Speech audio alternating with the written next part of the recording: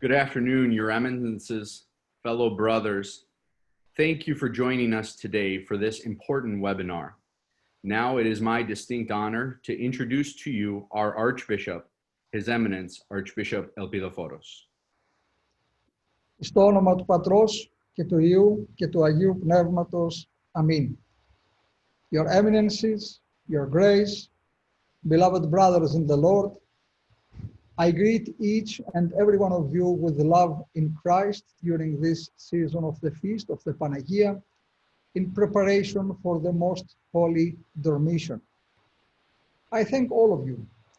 From what I understand, you are hundreds of clergy, and I greet all of you who have joined in this webinar today. The primary reason that I have asked to speak with you about the pension plan is that even as I have continued to urge the Archdiocese Benefits Committee, your ABC, to address this ongoing crisis, recently, a number of syndesmi of the metropolis clergy have expressed their concerns publicly, either to me directly or to the ABC or to the APC. Rather than address these concerns one by one, I thought it would be more equitable to convene as many of the clergy as possible in order to have an open and frank discussion.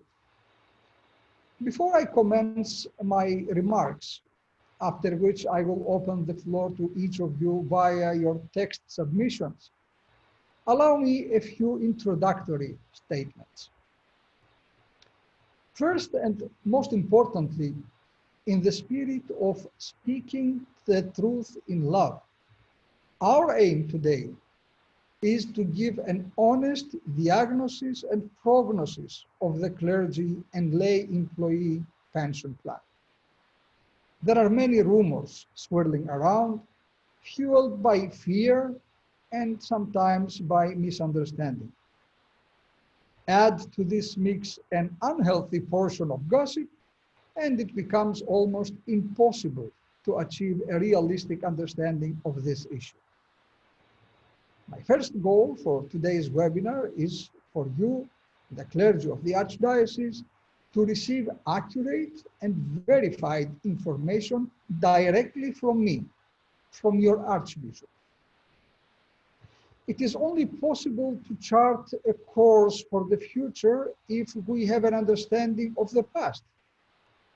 There may be some inconvenient truths that must be confronted in order for us to understand our options.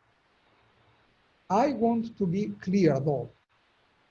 The narrative that I will present to you today is not one of opinion, not opinions, but a narrative of fact.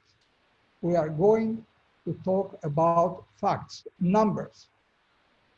The most important outcome of today's virtual meeting is that we achieve an understanding that we must move forward together. My priority is your future and the future of your families, of your children, the presbyteres. Secondly, I want to emphasize that whatever has happened in the past cannot be changed. We, as the clergy of this Archdiocese, we, as the body of Christ, we gain nothing by assigning blame. We are called not to condemn, but to forgive with love in our hearts, and we are called to learn from the mistakes of the past so that we can move forward for the benefit of everyone. Finally, I ask that you listen today with open minds and with open hearts. When I arrived a little over a year ago, I, like most of you, I had little knowledge about the real facts of the issues facing the pension plan. Since my ascension to the leadership of this Archdiocese, I have asked for and consistently pushed for solutions for the pension plan to be vigorously pursued. As you, the clergy, assess your options, I promise that I will work with you to find the best way forward. Therefore, with these three basic assumptions in mind, allow me to begin by sharing with you what I have learned about this pension plan, its current status, and the ramifications as we go forward. I have received a lot of data, a lot of information, a lot of facts about the pension plan from actuarial experts, from legal counsel, and from financial analysts who are assisting the Archdiocese and, of course, the ABC in their deliberations that I will share with you today. I'm not an expert on these matters, but I have listened to the experts, and I hope you will listen to the experts as well. The Archdiocese Pension Plan, established in 1973 to benefit all the clergy and the lay employees of the Archdiocese, has gone through many changes. The last amendment was on January 1, 2017. The pension has always been a defined benefits plan, the type used throughout America generally in the past. As the Detroit Syndesmos pointed out in their letter to the ABC and to the APC, such plans, like the defined benefit plan, such plans were used for many service-oriented organizations whose employees forego financial gain in the interest of the public good. Obviously, this could be said for every clergyman. It is important to point, though, that of all the non-profit organizations in the United States, a recent survey indicates that only 3% are still operating a defined benefits plan. I repeat that. Only 3% of all the in the United States operating non-profit organizations, 3% only use this defined benefits plan today. These are the numbers.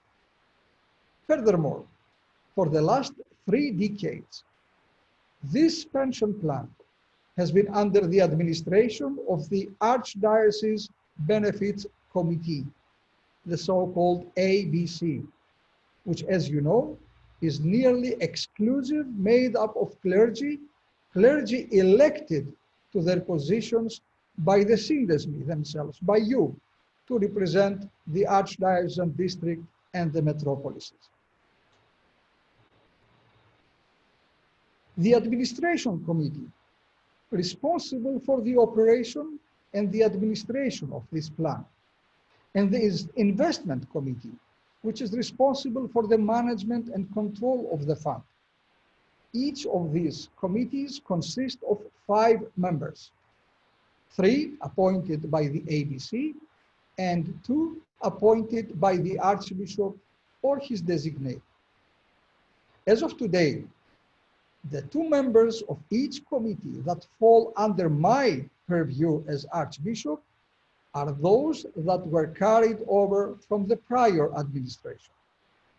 I did not change anybody. I mentioned this in order to be very clear about who has the authority to make decisions for the plan. It is not the Archbishop. It is not the eparchial synod. It is not the employees of the Archdiocese. It is not the Archdiocesan Council. It is not even the Clergy Laity Congress. In fact, any discussion of the pension plan at the Clergy Laity Congress will be held on the first day, and only as an informational forum. I repeat that. This discussion will be a forum for information, not a decision-making meeting or session. there will be no voting on the pension plan. In Greek, we say, η επανάληψης είναι μήτηρ μαθήσεως. So that's why I repeat it again. There will be no voting on the pension plan because the clergy laity has no authority to decide which will be the pension plan for the clergy or the lay employees. We rightfully acknowledge that it is the ABC and the ABC alone who have been charged by you, the clergy, with the fiduciary responsibility to oversee and administer this plan. And it is the ABC who will lead the way with options for the future, not us. We all know that as of today, the pension plan is gravely underfunded. Underfunded with a deficit that is approaching $65 million. $65 million.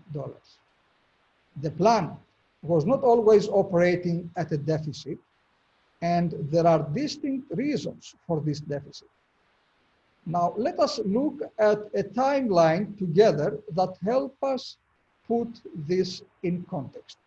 So please share the first chart on the screen so that everybody can see it.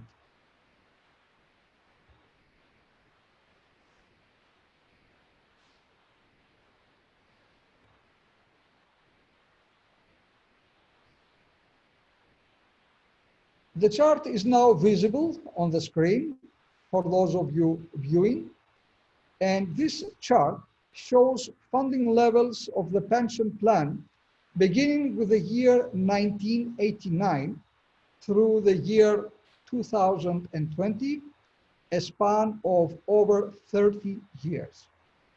As you can see, from 1989 to 1999, the plan was consistently and adequately funded by all the resources of contribution, namely the clergy themselves, the parishes, and the archdiocese. In the year 2000, as you can see, we begin to see a decline. And in the year 2001, the liabilities of the plan, that is the amount of money the pension fund gives out, begin to outweigh the assets or to outweigh the amount of money being put into the plan. From 2001 until 2008, the deficit grows slowly over time, but not at the rate present after 2008. We must then ask ourselves, what happened in the year 2008 that caused the precipitous underfunding from which the plan has never recovered? And why was this not addressed? The first question is much easier to answer than the second. In the year 2008, as you are all surely aware, there was the Great Recession.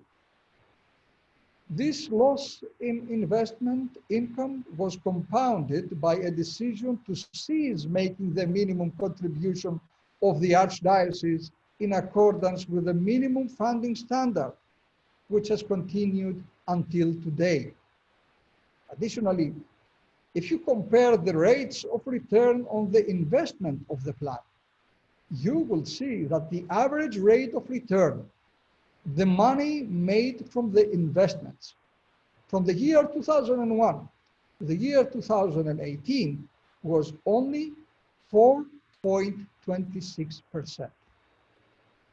But for those same years, the average used for computing the allocation was 7.69%.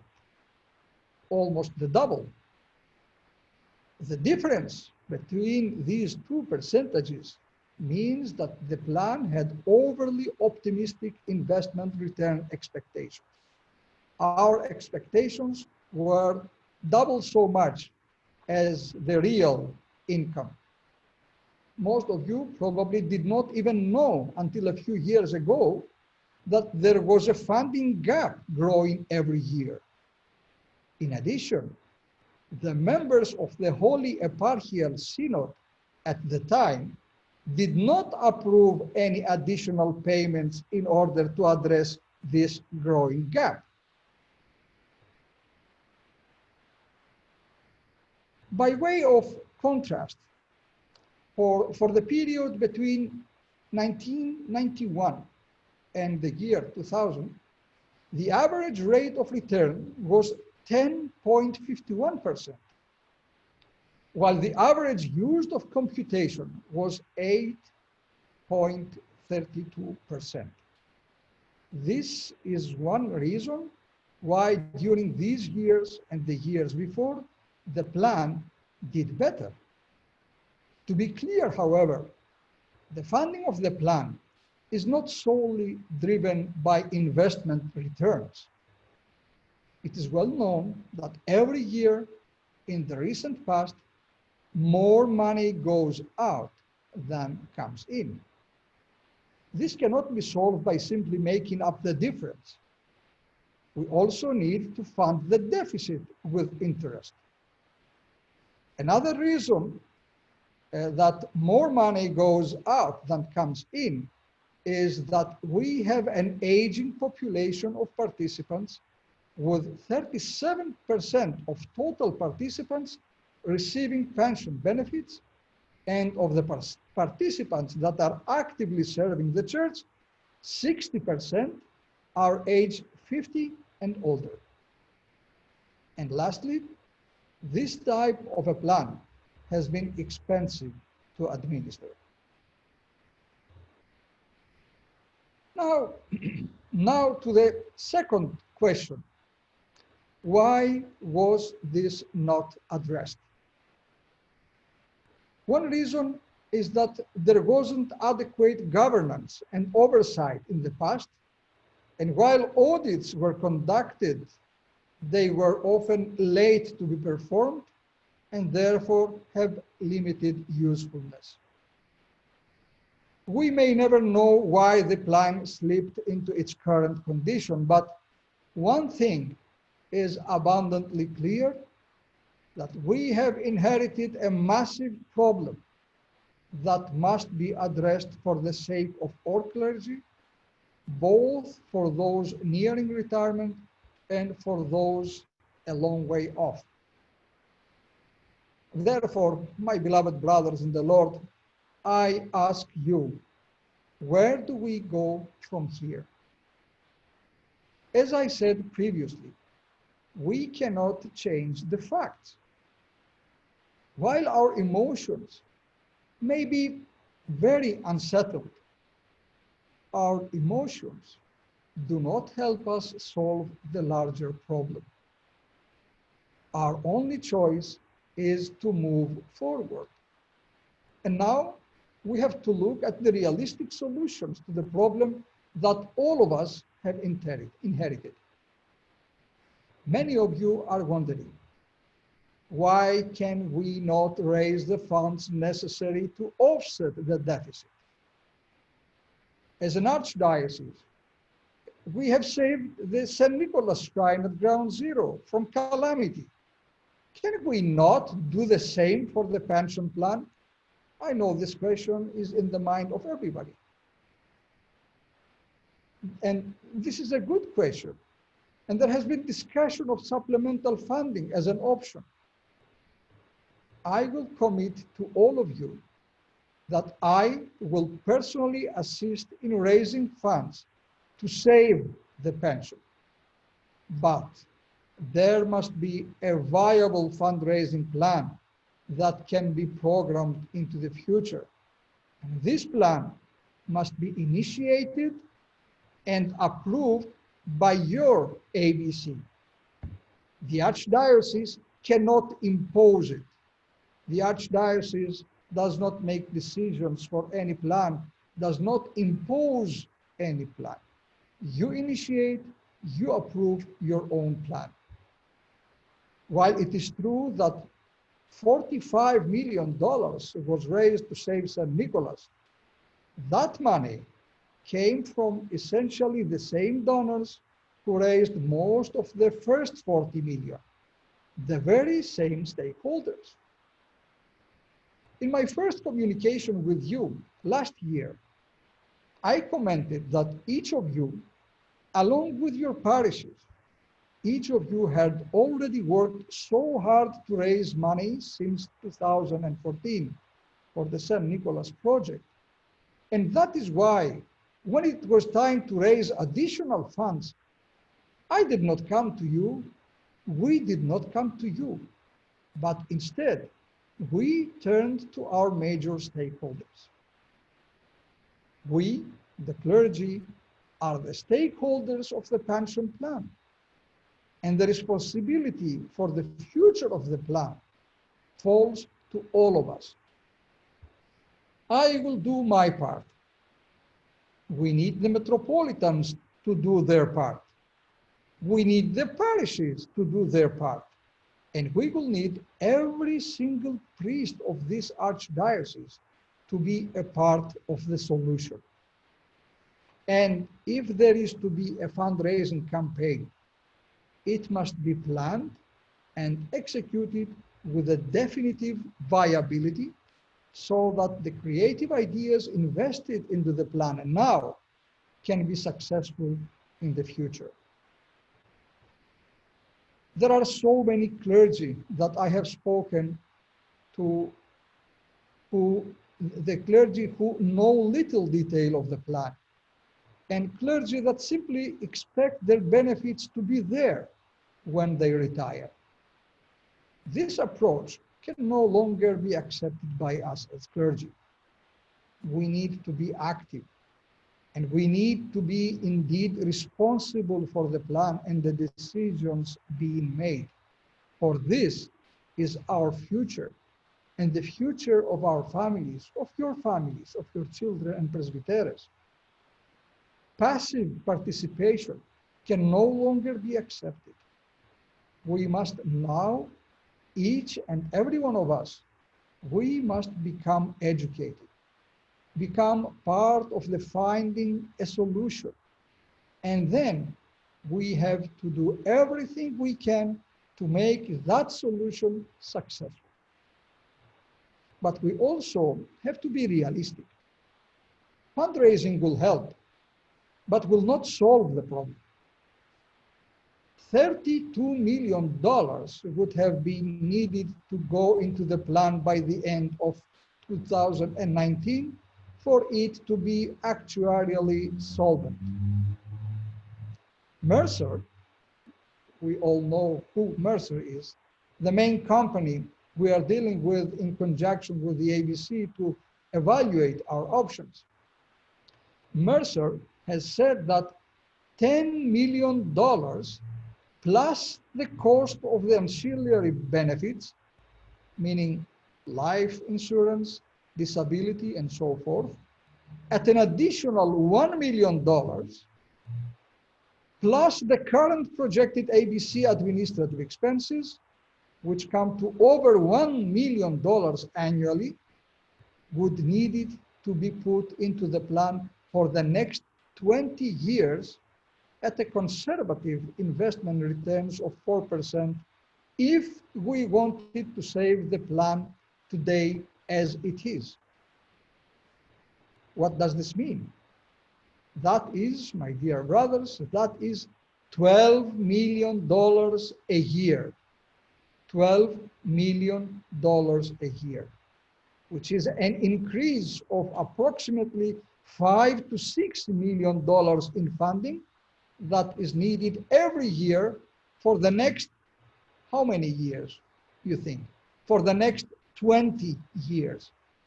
$12 million each year, an increase of approximately $5 to $6 million for the next 20 years. And even that does not provide assurance that the plan will be funded. This is not my evaluation. This is what Mercer says.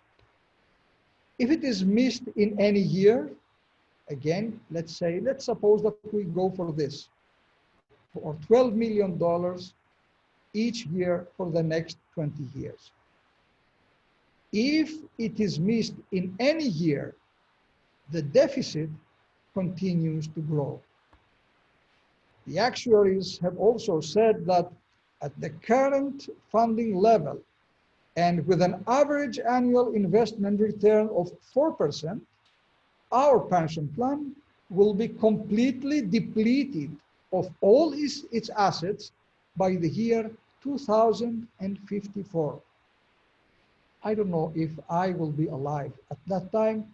I don't know how many of us will be alive at that time. At this point, there are many options being considered by the ABC. Options that provide for benefits that can be reasonably assured for the clergy and are affordable by the parishes. Many of you are rightly worried that this will mean a substantial loss to you and your families. But my brothers, let me remind you that whatever you have accrued to date is yours. Whatever you have accrued to date is yours.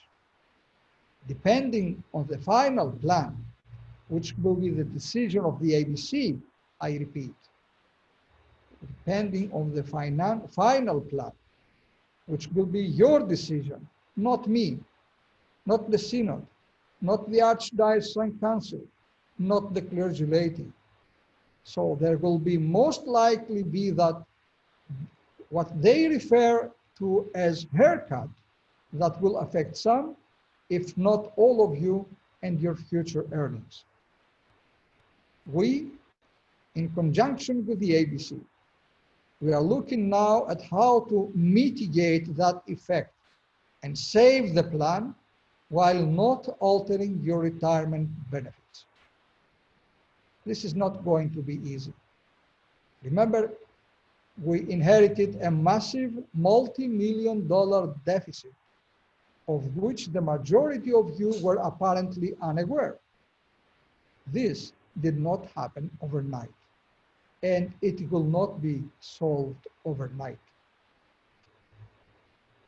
In addition, it is our belief that no change should be implemented until there is some respite from the pandemic and a degree of normalcy returns to our parishes. We know that every parish is struggling. Every parish is struggling to make ends meet, and this includes their contributions to the plan. That being said, we strongly encourage the ABC to work urgently in order to find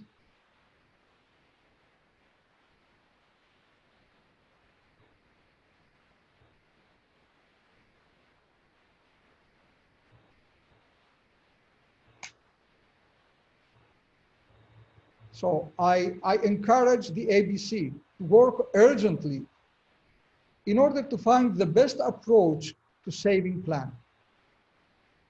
A decision must be made soon.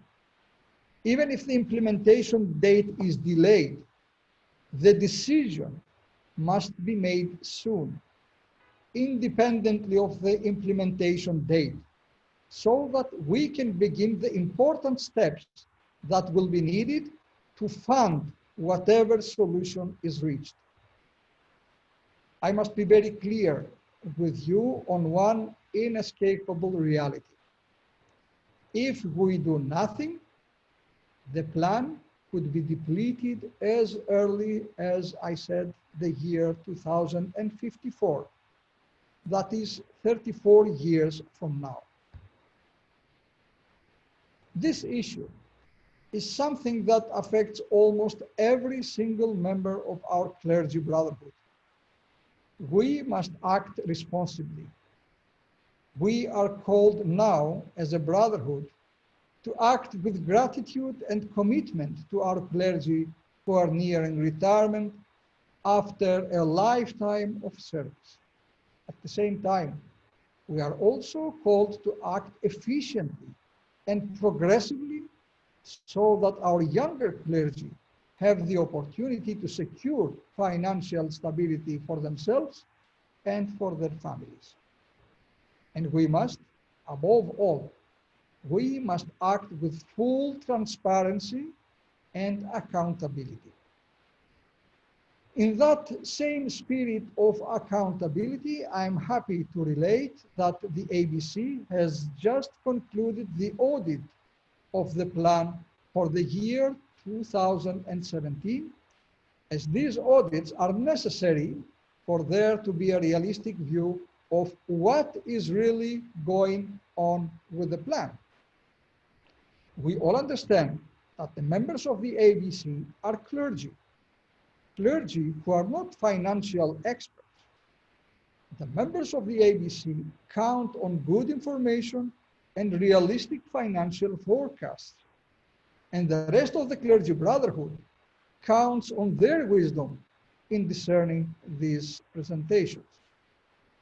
The Archdiocese team, working together with the ABC, is now providing these resources so that we can address the emergency that is before us all. At the last Clergy Laity Congress in Boston in the year 2018, 2 years ago, the issue of the pension plan was raised, but perhaps not as declaratively as it might have been. So that all of you know, at the last Archdiocesan Council meeting in June of this year, a resolution was approved to change how the pension plan is funded to be more equitable to the parishes and to ensure funding for the pension goes to the plan. Before the Archdiocese or the metropolises would utilize any monies from the total commitment program, the payment to the pension plan would be made first. So before any money coming from the parishes for the total commitment program goes to the Archdiocese, before that, the first money goes to the pension plan. This is a historic change. This is a solid commitment, my dear brothers. No more withholding from the pension plan for the operational expenses of the church. Your families and the pension plan come first. This is historical, never happened before. My brothers in Christ, no one individually caused this problem, but all of us, collectively, we must find the solution. Please know that your concerns are my concerns. And I believe I can speak for the Eparchial Synod when I say that all the members of the Holy Eparchial Synod have the same concerns for you. As we move forward, I urge you to be in direct contact with your ABC representative and let your views be known. This is your decision. And you must have the confidence in your ABC for them to make the determinations that will shape your future. There will be many options on the table, and the final decision will again be yours. I implore you not to give in to attacks or idle talk, but rather work together in hope and in expectation that together we can solve this crisis. I will now ask Father Evagoras to facilitate the question and answer portion of the webinar. I know I spoke a lot. I apologize, but please remember that our goal is to find solutions. I'm committed to stay on this webinar until the last question is answered to the best of our ability. We are recording this webinar so that should questions arise that need further explanation, we will have those questions and we will work with the ABC to find the solutions. Father Evagoras, let's begin with the questions. Thank you, Your Eminence. Your Eminences and brothers, today as we begin our question and answer portion, you will see on the bottom of the screen a small Q&A. If you have a question, please type the question into the Q&A. And as His Eminence said, he is committed to staying on the call to make sure that all questions are answered. At this point, Your Eminence, we will begin. Brothers, one more comment. If you would like to ask a question anonymously, please indicate that in the question and we will note that it is an anonymous question. Otherwise, we will also share the names that are coming along with the questions. Your Eminence, our first question is from Father George. Is it true that this whole scheme has been worked up so that the Archdiocese no longer has to pay into the current plan? Will the Archdiocese stop its contributions to the current plan? No, Father Avagora, this is not true because the Archdiocese never stopped paying and will never denied its obligation and its responsibility for funding the pension plan.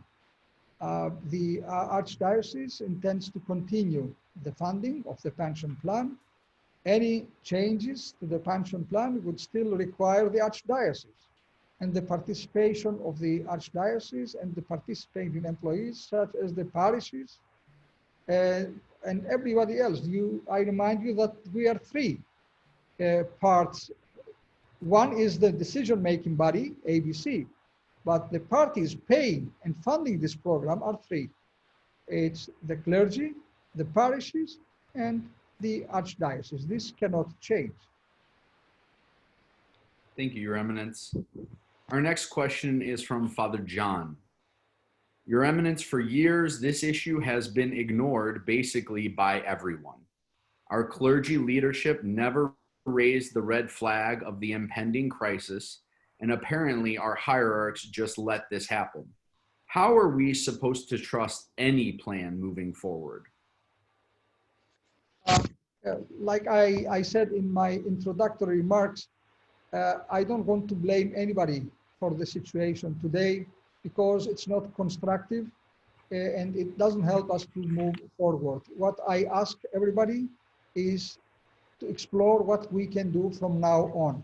Since we all have a portion of the responsibility for the situation we face today, it's not constructive to point the finger to each other, but constructive is to find a reliable, a viable, and a realistic way out of this crisis. I think every party, everybody in this crisis has his own portion of responsibility. Thank you, Your Eminence. Before we continue, participants who have raised their hand using the raise your hand functionality on the webinar, please type your question into the question and answer box. Your Eminence, our next question is from Father Constantine. We realize that you inherited this tragic circumstance regarding the underfunding of the pension. Can you, Your Eminence, and the Archdiocese guarantee that the clergy and lay personnel who were counting on the present DB pension will receive all their promised benefits? Will the Archdiocese make everyone whole without a loss and cutting of retirement benefits? It is so difficult to say that I will guarantee that there will be no haircut, but I can promise that, and I promise that I will work together with the ABC and the Mercer to lessen the impact of any possible new plan for all the clergy. We will never let anyone from the clergy to suffer or to be in a difficult condition, not himself, his family members, his presbyteros. We are all in this together. We are not indifferent to anybody. We are all here to support our spiritual fathers and the leaders in the parishes who are the priests. Your Eminence, and the next question comes to us anonymously. Is the ABC expected to have this matter decided soon so that a new program goes into place on January 1st, 2021, as we have so often heard? I want to ask you to separate two things. First is the decision to which plan we go. The decision, as I repeatedly said, belongs to ABC alone. Mercer will offer to ABC some options, and ABC has to decide with which option we go forward. But this decision has to be made by the ABC as soon as possible. The implementation is another issue. Implementation has difficulties and face challenges caused from the pandemic and other unexpected factors that cannot allow us for an immediate implementation of any decision. But why the decision has to be made now? Because we have to explore then the ways to fund this decision and the new chosen plan by the ABC. Of course, neither the Archbishop or the Holy Eparchial Synod or the Archdiocese Council or the Clergy Laity Congress, they don't have the right to decide for the clergy for their pension plans, but we need to know what our plannings for the next years in terms of funding will be. And I think that we have to recognize the right, though, since all the parishes and the archdiocese and all faithful, they contribute to this plan. They have the right to discuss any possible plan to see how can we support you. That's in this spirit. I invite you all not to be reluctant to see the issue of funding of any pension plan to be discussed during the Clergy Laity Congress, because the Clergy Laity Congress will not make any decision about which plan to follow, but will explore ways to find the money to find your plan, because we have to pay for it. So since we are called to contribute and pay this, whatever pension plan will be, we need, you need to recognize to us the right to talk about this. We need to discuss, deliberate with each other. How can we help you? But if you don't let us even talk about this, how can we find the ways to support financially your pension plan? Thank you, Your Eminence. We have another anonymous question, Your Eminence. Why is there no effort to reach out to the lay people of the Archdiocese and possibly enlist their support for the funding of the pension? This is connected with the previous question. You know that all these people who are successful in business, in academics, in life, they know how to discern a plan that is viable from a plan that is convicted to death. So nobody would fund and support a plan which is obviously and clearly not viable. We need first to make the decision and to decide with which viable plan we go for the future, and then present this plan to the lay people and all those generous supporters of the church. And then we can ask them, and they will then, I'm sure they will, and I will do my best, and this is my commitment here, the same way we did it for St. Nicholas, and the miracle happened. I am sure that out there are very pious and there are very faithful people of our church, lay people, who love the clergy and they respect their role in the church. And I am sure they will support the pension plan, which will be realistic and viable. And I'm ready to work with you, with our metropolitans, with the clergy, with the parish councils, because we are all in this together to find the funding and the financial support for our pension plan. I am committed to resolve this problem, Father Athenagora. I promised this from the very first moment, even before I came to the United States, and I will do it. But I'm not doing this alone, because I'm not I'm Thaumaturgos, I'm not a wonder maker. I'm here a servant. I'm serving you. And with you, we can do the wonders, not alone. Thank you, Your Eminence. Your Eminence, many of our brother clergy have my cell phone and so are texting me currently that they would like to ensure that first names and last names are used of the questions being asked. So, dear brothers, if you would like to ask a question with your name, please ask the question with your name. If not, then you have the option of asking the question anonymously as well. So, Your Eminence, from Father Angelo Pappas, are current pensioners affected? Upon the demise of the priest, will the presbytera continue to receive the priest's pension? As far as I know, this is a detail, but sure, the presbytera, of course, continues to receive the pension of her late husband. Your Eminence, a technical question from Father Aaron Walker. Shouldn't we be able to earn between 7 to 10%, some years more, some years less, but over long term, a simple index fund historically earns this much? The numbers say the opposite, that Father Andrew, you said, posed the question? Father Aaron. Aaron. Father Aaron, the history, the chart, as I showed you on the screen, doesn't support the numbers you give. This chart says that whenever we set as our goal, as expectation, the 8%, the reality was 4%, the half of our expectation. So historically, we never achieved that numbers before, after 2008. Before, until 1999, as the chart shows, we could reach that number, 8%. But after that, these numbers and these expectations are not realistic, historically, not subjectively. It's not my opinion, it's the number and the history. Thank you, Your Eminence. Our next question here is from an anonymous clergyman. I'm sorry. Your Eminence, from Father Andrew Barakos.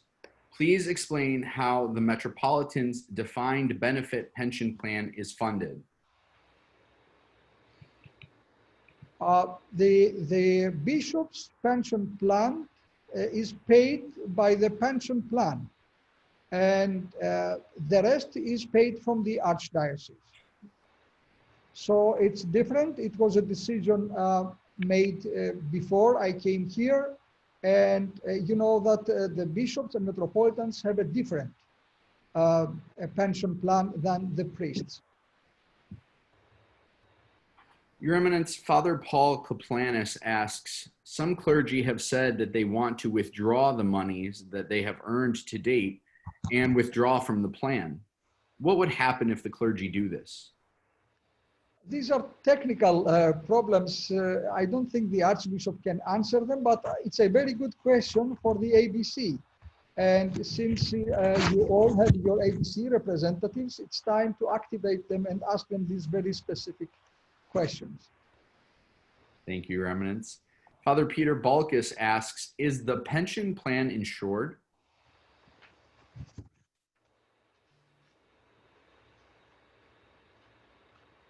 The pension plan is insured? Is this a question? Yes, Your Eminence. No, it is not insured. The current pension plan, you mean? Yes. No, it is not insured. Your Eminence, Father George Livaditis asks, is it possible to dissolve the pension plan and give the participants their contributed assets to invest in their own retirement? The dissolving of the pension plan is not what we think we should do. We don't want to destroy anything. We just want to improve, save, and create a viable and healthy pension plan. I never thought destructive. I'm trying always to be constructive and creative. for the future pension plans. Your Eminence, as we all know, there has been much discussion about this at Clergy Lady, and we thank you for your explanation. But one important question is offered to us today anonymously. How do you plan to have a budget approved at the Clergy Lady without discussing the pension? This is a good question. As I said, we want to discuss the pension plan, not in order to change it and to decide which will be the next or the new pension plan for the clergy and lay employees of the Archdiocese, but to explore ways to find the money, the resources to support the pension plan that will come. I understand that there is a fear, which I cannot explain, but this fear is supported by some for reasons, again, I cannot understand, that a fear that the clergy laity will decide without asking the clergy on a pension plan that the clergy will have no say. This is not true, and I explained this many times. I understand that there is much emotion on this because for the first time, and I repeat this, for the first time, we try to find a solution to the deficit, because all these years, we all have been silent, and we were just watching this pension plan declining and dying. We were not loud. And now that we see that there is an effort to save the pension plan, all of a sudden we are loud for a reason I do understand, but we need to be reasonable and to follow the numbers and to work together, have confidence to each other, because it's something which have to do all together, working together. If we don't trust each other, we cannot reach any good result in searching the new pension plan. Your Eminence, a question from Father Nicholas Carlutzis, and it's preceded by a bit of a comment. He says, Your Eminence, I feel committed as a stakeholder in the pension plan to explore some viable fundraising options and understand that this ought to be initiated and approved by the ABC, which should, of course, involve each one of us as active participants in every sense of the word. While I know that it is not constructive to dwell on the mistakes and inconvenient truths of the past, the ABC has attempted to introduce fundraising campaigns and respectfully requested of the Eparchial Synod its support, which was denied over the last 20 years. Your Eminence, the question is, will the Eparchial Synod and the Metropolitans cooperate with this effort to fundraise for the retirement plan? Father Nick, I don't want to criticize what happened in the past, because I was not here. You all were here, and it's not my work to do that. It's not my task. I don't think it's creative, but for one thing I can assure you, in all our meetings we had the last year at the Holy Eparchial Synod, I could observe the desire of all the members, of all the hierarchs, to find a way to resolve this problem. They are all ready to work together and to support any decision that the ABC will make to create a healthy and viable pension plan. I don't see any reluctance. I don't see any hesitance from the members of the Holy Eparchial Synod, not from the Archbishop. And that's why I reiterate my invitation to you, the clergy, to the parish council members, everybody to work together to resolve this problem. Thank you, Your Eminence. An anonymous question came in concerning those who are already receiving their pension. Will those who are already receiving pension continue receiving the same amount each month, even if a new plan is followed? Yes, my dear fathers, there will be no problem with those receiving already their pensions. They will see no change in their paychecks. Your Eminence, a question from Father Peter Balkus. Don't you think if the members of the APC are not qualified, we should get clergy who have the experience to find a good plan? All ideas, Father, are welcome. So we are on the process now of submitting ideas and proposals for a new pension plan.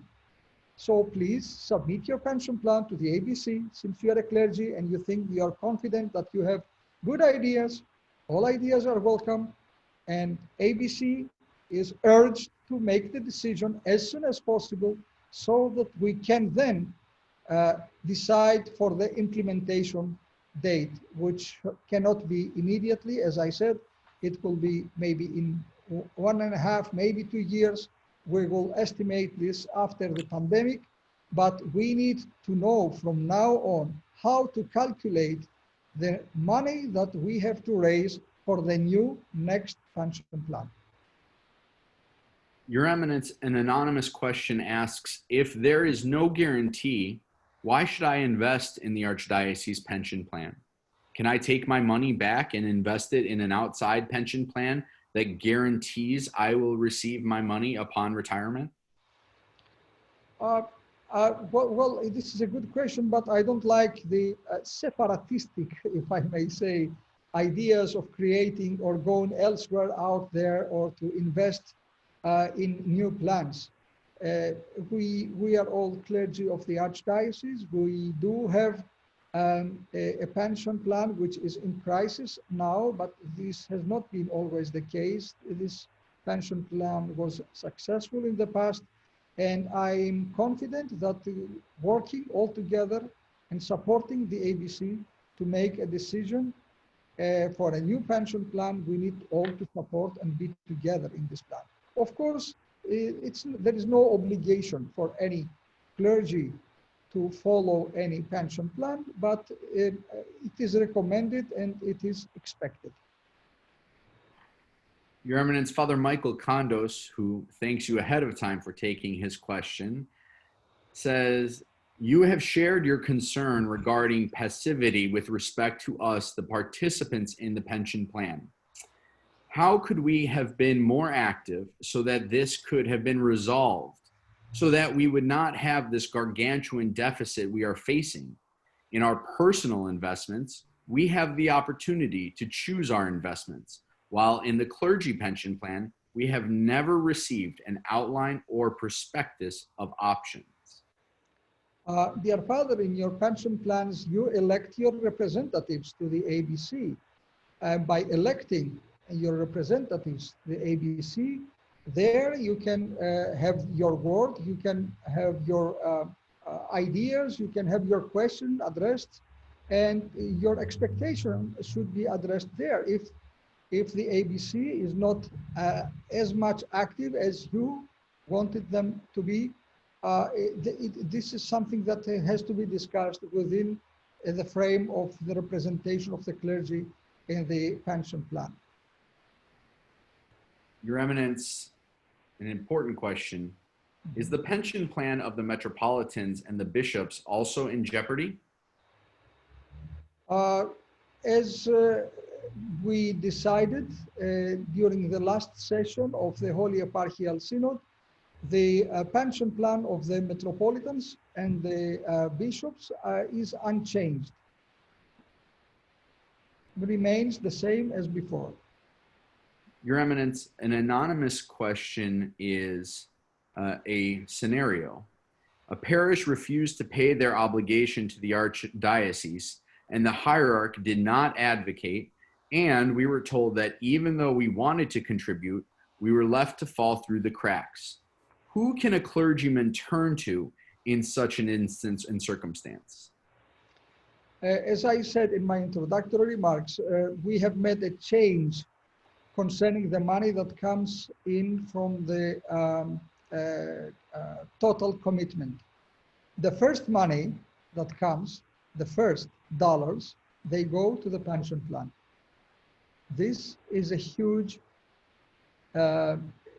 news, a good news for the pension plan. Was never before the case. Now we need to, and here maybe the clergy can be more active.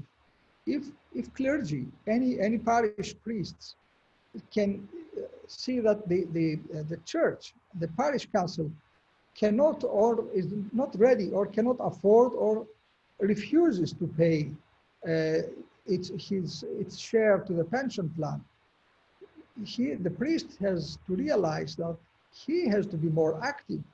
He has to influence and to persuade the parish council to pay that money, because it's about him. It's about his children. It's about his wife and family. That's where we want the cooperation of the priests.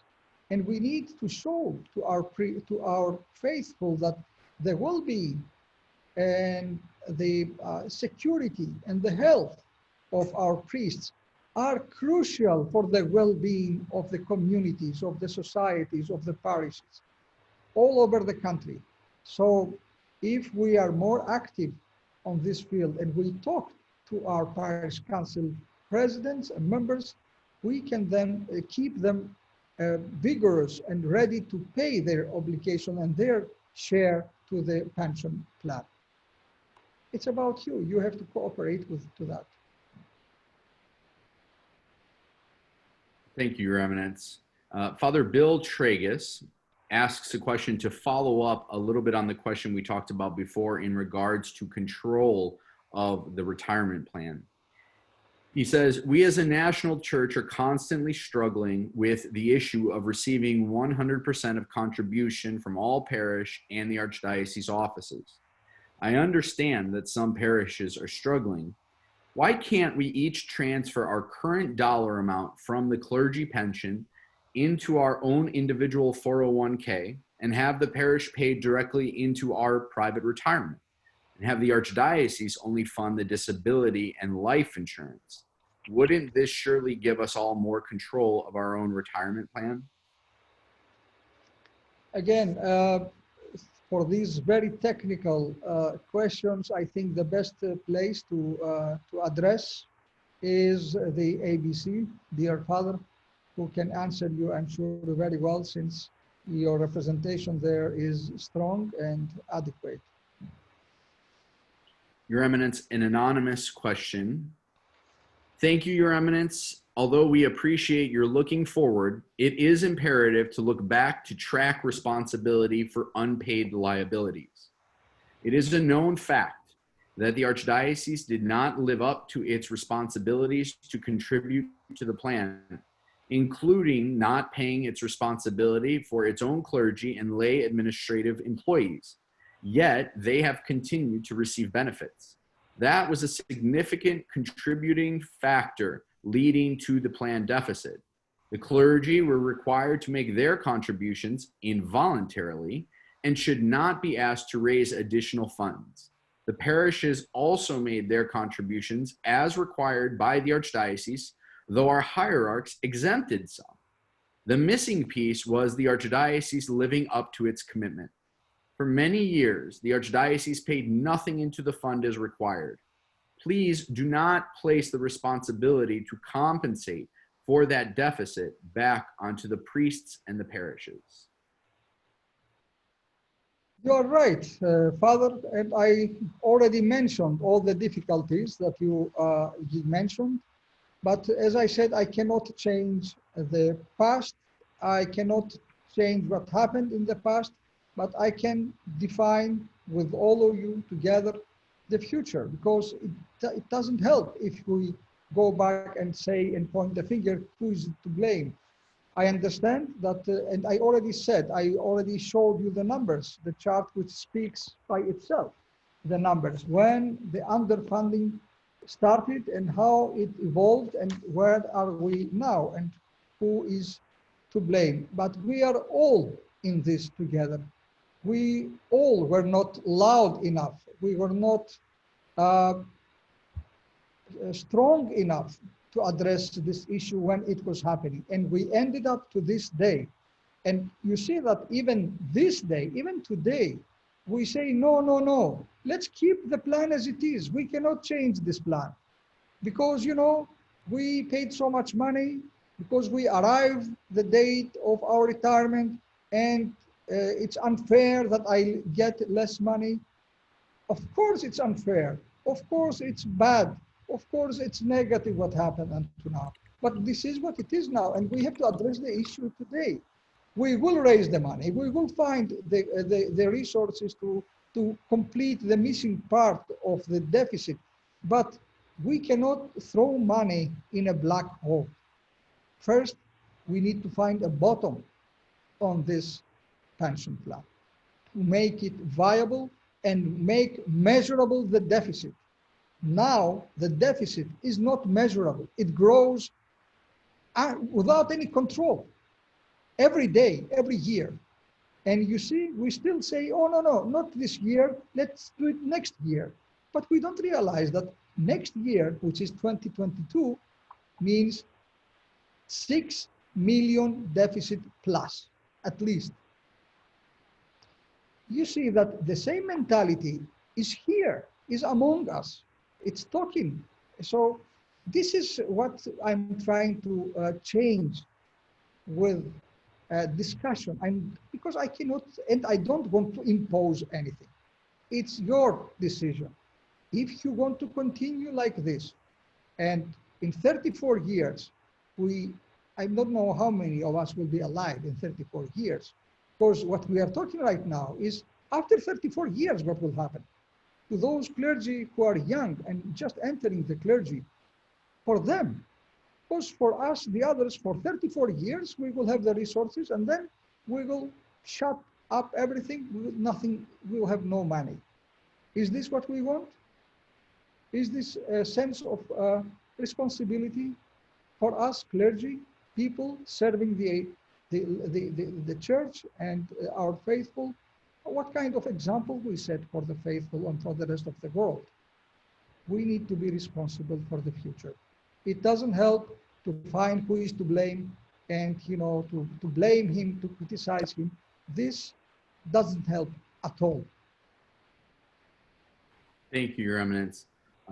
I hope to be around in 34 years. So I'm sure maybe you're the only one. Your Eminence, Father Padalemon Delianis has asked, you said that even if the plan changes, we clergy will still receive whatever we have accrued up to this point. I would ask for a little clarification on this. When you say what we've accrued, do you mean that we will get whatever cash we've put in back? Meaning, if I've invested $300 per month for 100 months, I'll get 30,000 back. In other words, there would be no interest. I just get exactly the cash I put back.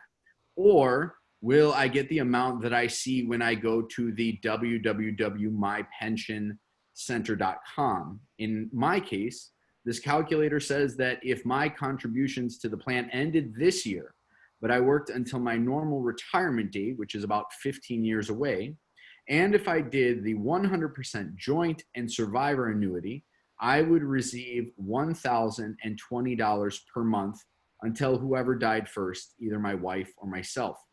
Again, my question is, which of these would I be getting if this plan were to be closed down in the next year or two? First of all, I want to make clear that we are not talking about closing any pension plan. We are not closing a pension plan. We are not talking about, we are talking about a new plan which will continue from now on. And whatever you have already contributed to the existing plan is not lost, it's there, it's for you. So as much as it concerns the question, how the accrued benefits work, this is for the ABC to be addressed. Thank you, Your Eminence. An anonymous question states, we were required to participate in this plan as a condition of our ordination. It is a defined benefit plan, which is a plan funded by the employer. We as employees have been putting our share into this plan for years. Two questions. Number one, who is the employer in our case?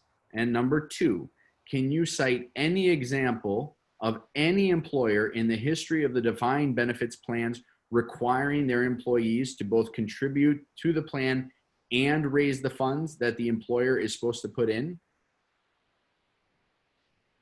The first question, it's simple. It's well known. The employer is the archdiocese, the metropolises, and the parishes. It depends who you work for. So these three factors, these are the employers: the archdiocese, the metropolises, and the parishes. So coming to the second question about the fundraising. Fundraising is a proposal coming from many clergy to save the plan. I'm just asking you to cooperate with the Archdiocese and with your brother clergy to help to cover this deficit that is created all these years. I understand that this is not a normal, if I may say, situation, but the whole situation is not normal anyway. It's a situation which requires all of us to be active, because it's about you, it's about us. It's not for someone else. It's not a charity, it's not mission, it's not something else in an external help. It's us, it's for us, it's for your families. Thank you, Your Eminence. If we could pause for a moment for a point of clarification for the brothers. Dear brothers, if you have questions, please submit them here in the question and answer panel that you see on the bottom where it says the Q&A. Please do not email your questions to anybody at the Archdiocese or text us with questions. It's very difficult to keep all of these things in one place for the team. So if you could, please send your questions only through the question and answer, which we are getting a lot, and we very much appreciate that. Can I make another clarification as well, if I may? Don't ask me very technical questions, because I do not represent here Mercer. I don't have an education in finances. This is the first. The second is that there is no new pension plan decided yet. So whatever you ask for the future pension plan, how it will be, we don't know. We don't have the answer, because you, the ABC, your clergy, you did not decide yet for your future new pension plan. So when you decide what your new pension plan will be, then we can come again together, and maybe we can have the representative of the ABC who can explain us why you did this choice of whatever this future pension plan will be. And then we can discuss details, what this new plan will then mean for each of you, for the cases that are maybe complicated and need clarifications. And this is the educational session that we will need after you make your decision, to explain to clergy, to families, to parish councils, and to everybody involved what this really means for all of us, to see how we will proceed forward in the future. Thank you, Your Eminence. We have a few questions now regarding the pension plans and the retirement plans of the hierarchs, if we could proceed with those. An anonymous question comes in and says, have the metropolitans and bishops considered to join their retirement plan to the clergy benefit plan in order to create equity among all brother clergy, which would be a positive and fatherly support to the clergy? Since the creation of this archdiocese, as far as I know, the pension plan of the clergy and the pension plan of the hierarchs was different. So I don't think that targeting now the pension plan of the metropolitans and the hierarchs in a populistic, if I may say, way, doesn't help. I don't think that the pension plan of the metropolitans or the bishops is the problem right now. The problem is, you know, we heard about numbers like 63 million so far deficit. So now shifting from the real problem to other issues that we may address is, it's very close to the disrespect to our hierarchs who suffer, who dedicate their whole life to the service of the church. And I don't think that they deserve this kind of comments right now. Thank you, Your Eminence. Obviously, we are very blessed in this archdiocese to have many younger clergy that have been ordained recently, most especially after your arrival here last year. The question from an anonymous question is, what guarantee do the younger clergy, who will not be vested still for a few years in the plan, have that their contributions will be returned to us or rolled into a new plan? I think the younger generations are the most blessed ones in this, because with a new pension plan that will be decided starting from the beginning, they will have absolutely no problem in the future. These are the most, if I may say, blessed, lucky, or however you can attribute, you can put on them. They will have no issue with that, because the current plan we follow, as I said in my introductory remarks, is a defined benefit plan, which is not followed by anyone in the United States. Maybe we are the last ones who do that, and we need to change as soon as possible to create a healthy plan.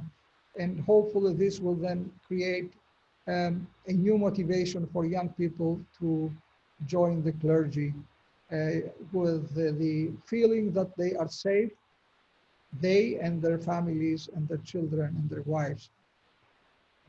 Your Eminence, following along on that thread of our younger clergy, an anonymous question says, a radical question.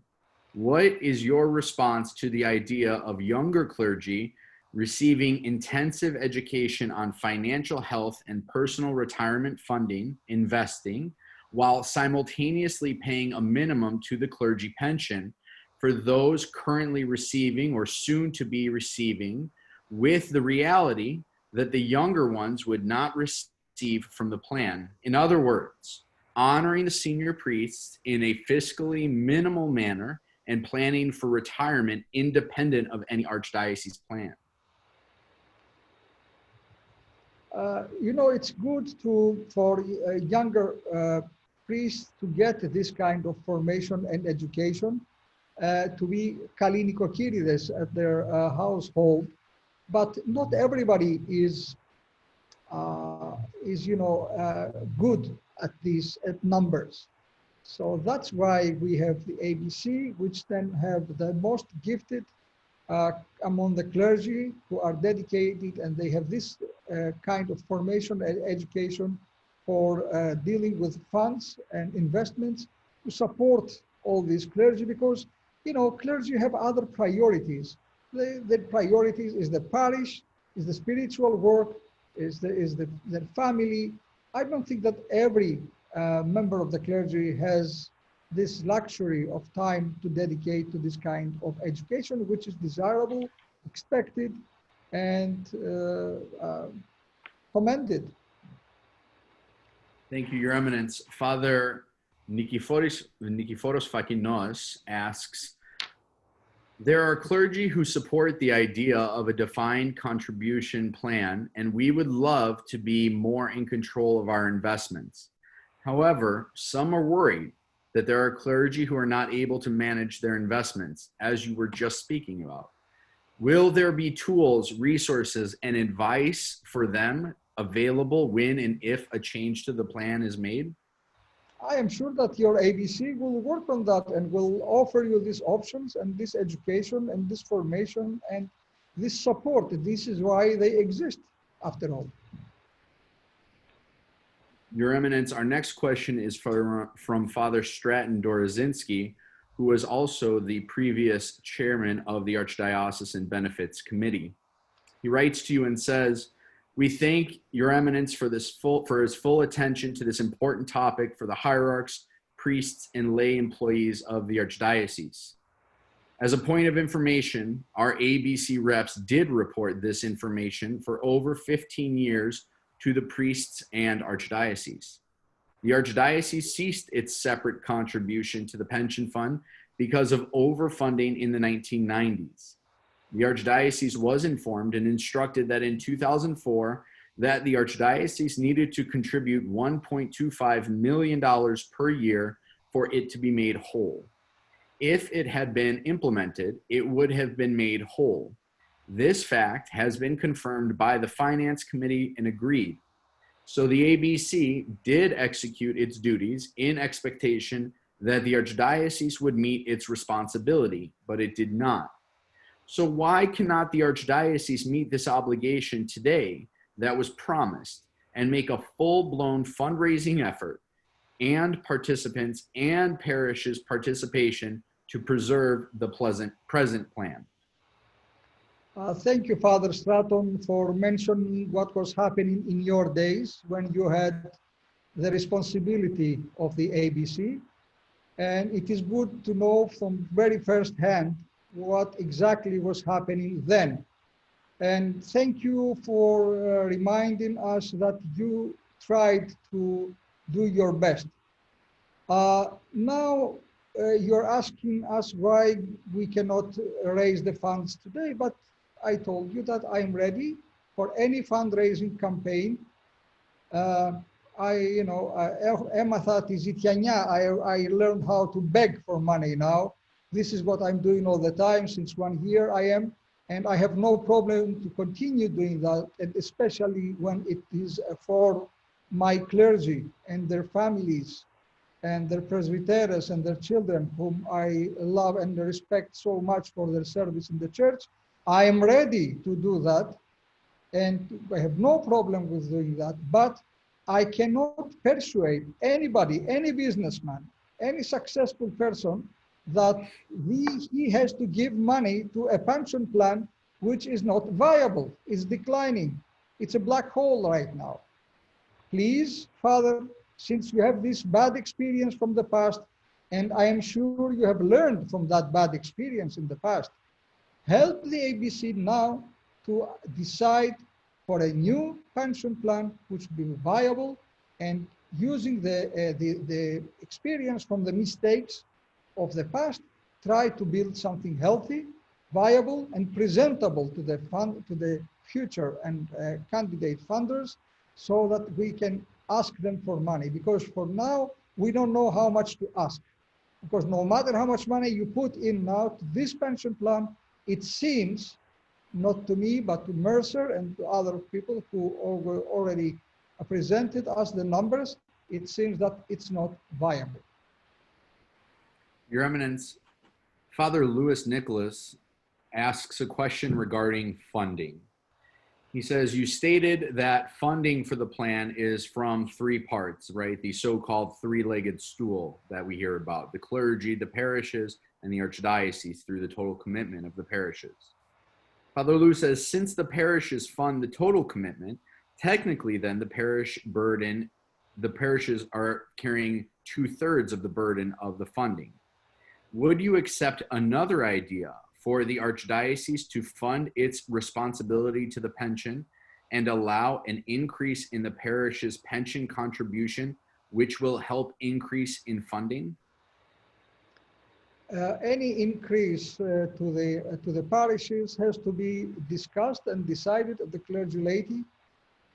If you have, since the ABC will have a specific proposal and idea to come with the clergy laity and present their decision and their expectations, the decision of the ABC, to present the decision of the ABC to the clergy laity, and present their expectation from the parishes. There, I'm sure we can discuss what the expectations and what the possibilities are if we have to raise the contribution from the parishes, if there is this possibility, and how much more the parishes can pay for the pension plan of the clergy.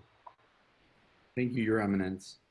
I know, Your Eminence, you spoke to us a little earlier concerning the bishop's pension plan, and please know that the questions being offered today are meant with no disrespect, but until very recently, most clergy in this country were not aware of what was actually happening. So there are many questions regarding this separate plan.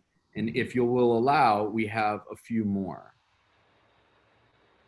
Your Eminence, an anonymous question is, how can a celibate bishop justify a self-promoted plan that pays them at the rate of 80%, while clergies with families have a plan that pays them at a rate of 23%? When will our hierarchs begin to act in a way appropriate to their calling as servants? I think, again, that we are shifting the attention from the real issue, which is the deficit of the clergy, of the pension plan for the clergy, to another issue, which it's not the right place to discuss. The first place to discuss this is in the Holy Synod. So I ask you, please do not address these questions. Do not ask me this kind of questions, because this is not the place to discuss this right now. It is very close to disrespect to people who spend their whole life in the service of the church. Because you know what, dear brothers, what is easier to say, that I have a family and I live a normal life, or to say I quit a normal life with family and children to dedicate my whole life to the church? So these are questions that we have to keep in mind, and to have a respect to people who dedicated their whole life totally to the service of the church. Most of them are over 30 years, 40 years in the service of the church. So please do not discuss this here. It's not constructive. It doesn't help you to cover the deficit of your pension plan. So there is no meaning on discussing this here. I appreciate that. Thank you, Your Eminence. And we will, brothers, if you have any more questions regarding the bishop's portion of the plan, I ask that you address those directly to the ABC or to your local hierarch. Your Eminence, Father Demetrius Antokis asks, you expressed to us not to look back. I want to bring attention to the fact that for over 21 years, a total of $3.4 million was not collected by the DAD and the metropolises from its parishes. Looking forward, how will we guarantee 100% participation from the parishes throughout the Archdiocese? We can guarantee that if you work with me, dear brother priests, you are closer to the parish councils and presidents than anybody else. Nobody else is close to the parishes and to the parish councils than you. You, please help us and bring this up. Our part on this is what we already decided, as I said, in the Archdiocesan Council. We decided that the first money that comes from the total commitment of your parish, the first dollar goes to your pension plan. This is what we can do. We will try to do more, but please, you do your part and support us on this. Try to talk to your parish councils and explain them that it's about you. It's about your wife and your children and yourself, your health, your future, your pension. If you don't talk to them, then who will talk to them? Your Eminence, our next question is a very important question regarding the actual makeup of the Archdiocesan Benefits Committee from Father Samson Kasapakis.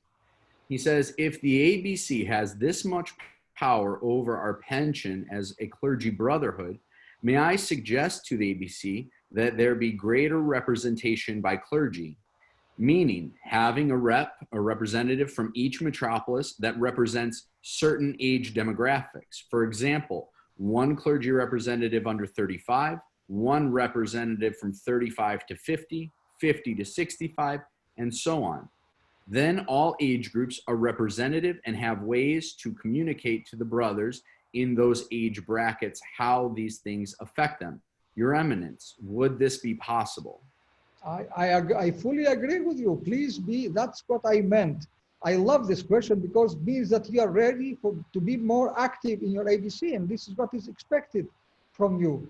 Because you know what we do? We elect our representatives, and then we go and we come back only to criticize when they do something wrong or something that we don't like, or when something is happening that not everybody is happy.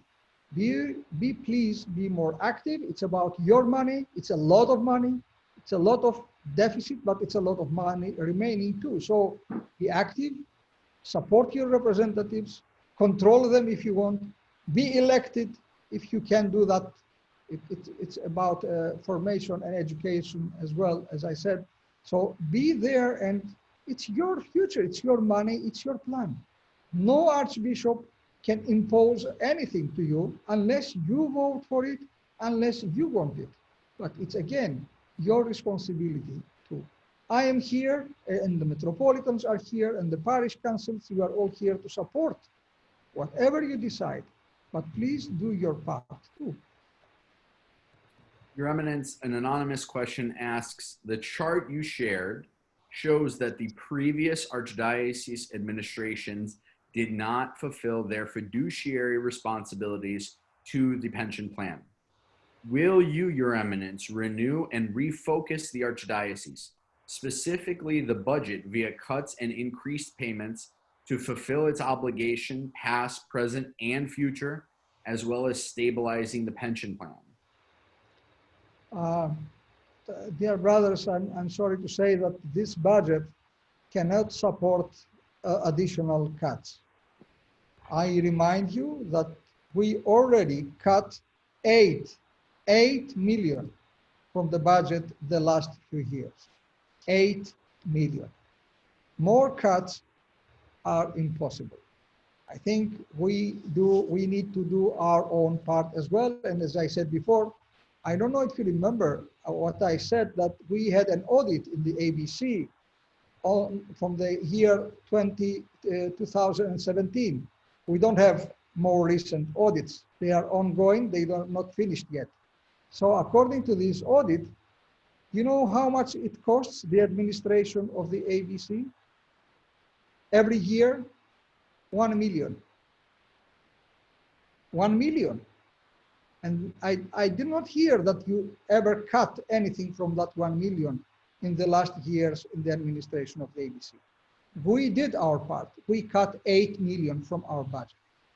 Please, this responsible approach on our budgets and finances has to come from every part, not only from the Archdiocese. Is expected by everyone. And I am sure, and I hope that very soon we will have the audits from the next years too. It's 2018, 2019, so that we can see what we can do, because 1 million per year, a million, that was the reason for the big problem we faced in the 2018 Clergy Late in Boston. This famous 1 million that we expected from the Archdiocese additionally, we spend it just for administration of the ABC. Please, brothers, I think we can do better than that. And this is what is expected by everybody. Thank you, Your Eminence. An anonymous question comes in and says, while we appreciate your explanation and support, the news is for us, in fact, worse than we thought. I and many of my brothers have no confidence that we will be able to contribute $12 million per year. This plan is clearly not viable. How far are we willing to go before something is done to save our hard-earned contributions to the program? Well, to say it in an American way, I have good news and bad news. The bad news is the deficit, the numbers, the chart, you have seen it.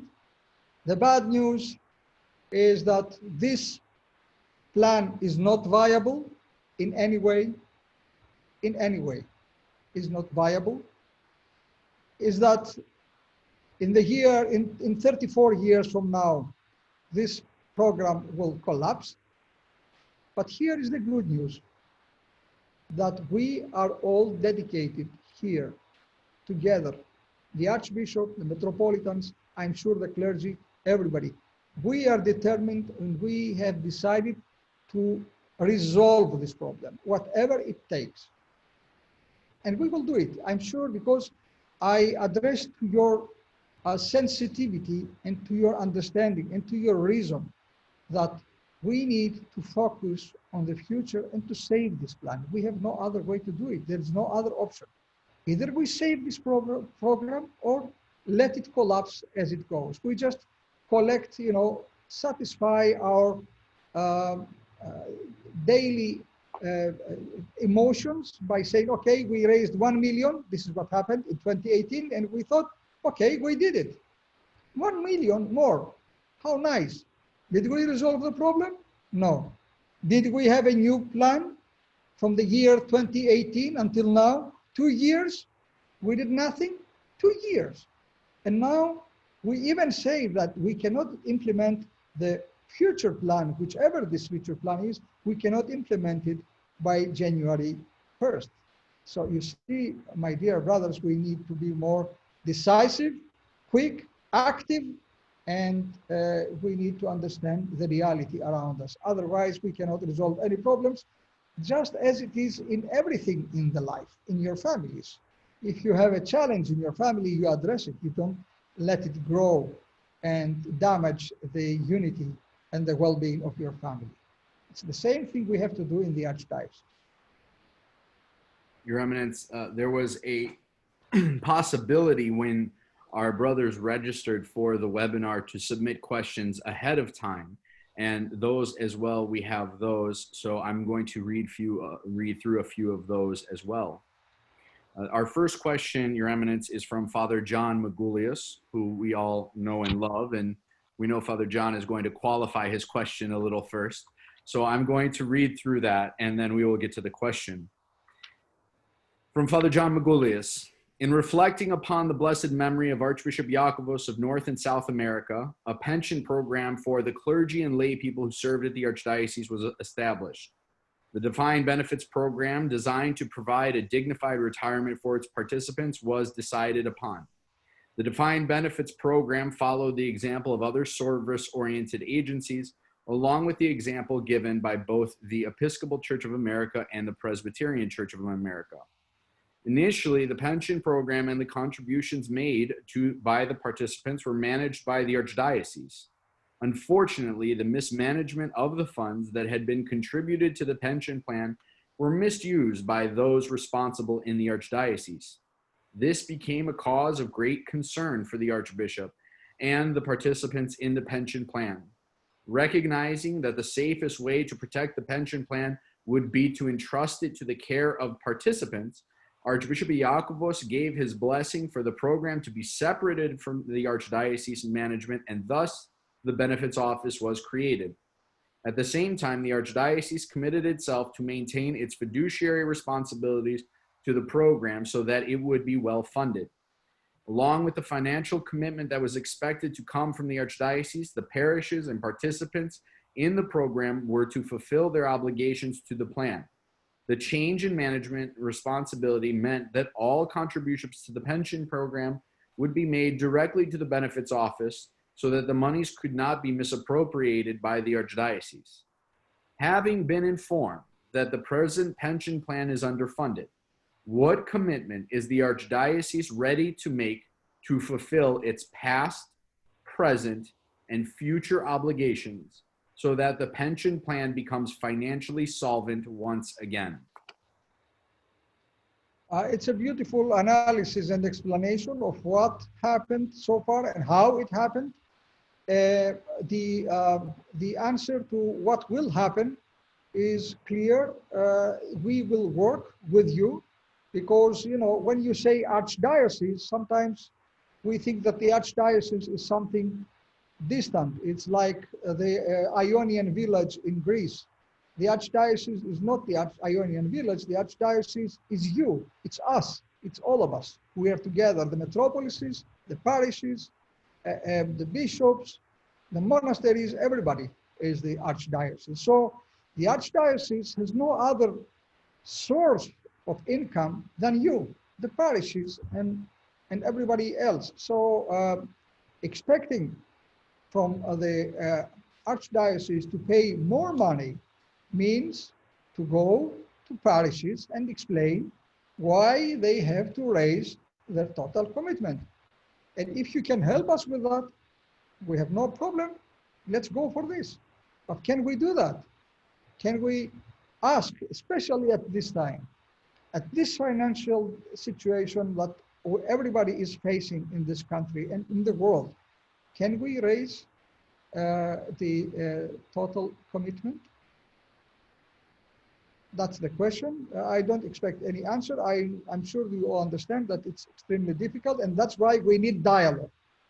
And we know we don't need to be afraid of the dialogue. Wherever this dialogue and discussion is happening, either it's in the Holy Synod, or in the Executive Committee, or in the Archdiocese Council, or in the clergy laity. That's why I don't understand why we so much demonized that discussion that we intend to have in the clergy laity, which is a discussion we all need to have to see how we will secure the income and the money to fund, not to decide the plan, to fund the plan that you will decide, I hope very soon. Your Eminence, a follow-up from Father John. It says, does the Archdiocese realize that a change from a defined benefit plan to a defined contribution plan puts many participants at risk financially once they retire? Yes, we know that, but I'm sure you also realize that the defined benefits program we follow now is convicted to death. And when this collapses, everybody will be under the ruins of this collapse. Everybody, not some, everybody. So we need to be realistic. Of course, we will not let any priest in need. We will not be indifferent. And personally, I will try to cover any missing part for any clergy. This is something that my conscience does not allow me to feel that there will be some clergy who will be in need, and all of the rest of the archdiocese, the archbishop, the parishes, the Holy Eparchial Synod will be indifferent to that. We have never been indifferent. We are a church. We are one body. We are all members of this one body, and we can never be indifferent when one member of this same body suffers and the rest is healthy. No part can be healthy if the whole body is not healthy. Your Eminence, Father Jared Russell asks, will you offer your thoughts on how we can work to change the dialogue about the pension away from the corporate secular model to better reflect our Orthodox Christian worldview? It seems that the primary argument for those favoring dramatic changes in the pension is to follow the private corporate model without regard to how that model conflicts with our Orthodox worldview. It is, Father, it is easy for you and me. I don't know you personally, but I'm sure you are a theologian. As theologians and clergymen, to think only in theological and ecclesiastical terms. But here we are talking about numbers, investments, about a pension plan, which has to be viable with sermons. The only thing we can do is to motivate people to support financially the pension plan, but to plan and to organize and to set up a pension plan, you need more skills than a theologian. I appreciate your theological and ecclesiastical ethos approach, but this is not enough. It's the other way around. The same way as you said that the corporate approach is not enough, but they both have to be balanced. That's why we have the ABC. The ABC, they are clergymen. They are theologians. But at the same time, they have this corporate experience, which helps them to keep this pension plan well organized all these years. Your Eminence, Father Chris Flosoris asks, if we shift the focus away from the financial bottom line, wouldn't we then be able to be all the more concerned about the spiritual implications of the suggested changes? Prior to our ordinations as clergymen of the Holy Archdiocese, we committed to participate in the funding of our pension plan. In addition to ensuring the viability of our local ministries, together with our lay leadership, we also implicitly agreed to fund archdiocesan and metropolis ministries. We remain ever obedient and faithful to this calling and to the trust that the Church and our spiritual fathers have placed upon us. We do this in no small part with the expectation that our archdiocese, our mother, will remain ever faithful and supportive of us, our priestly vocations and families as well.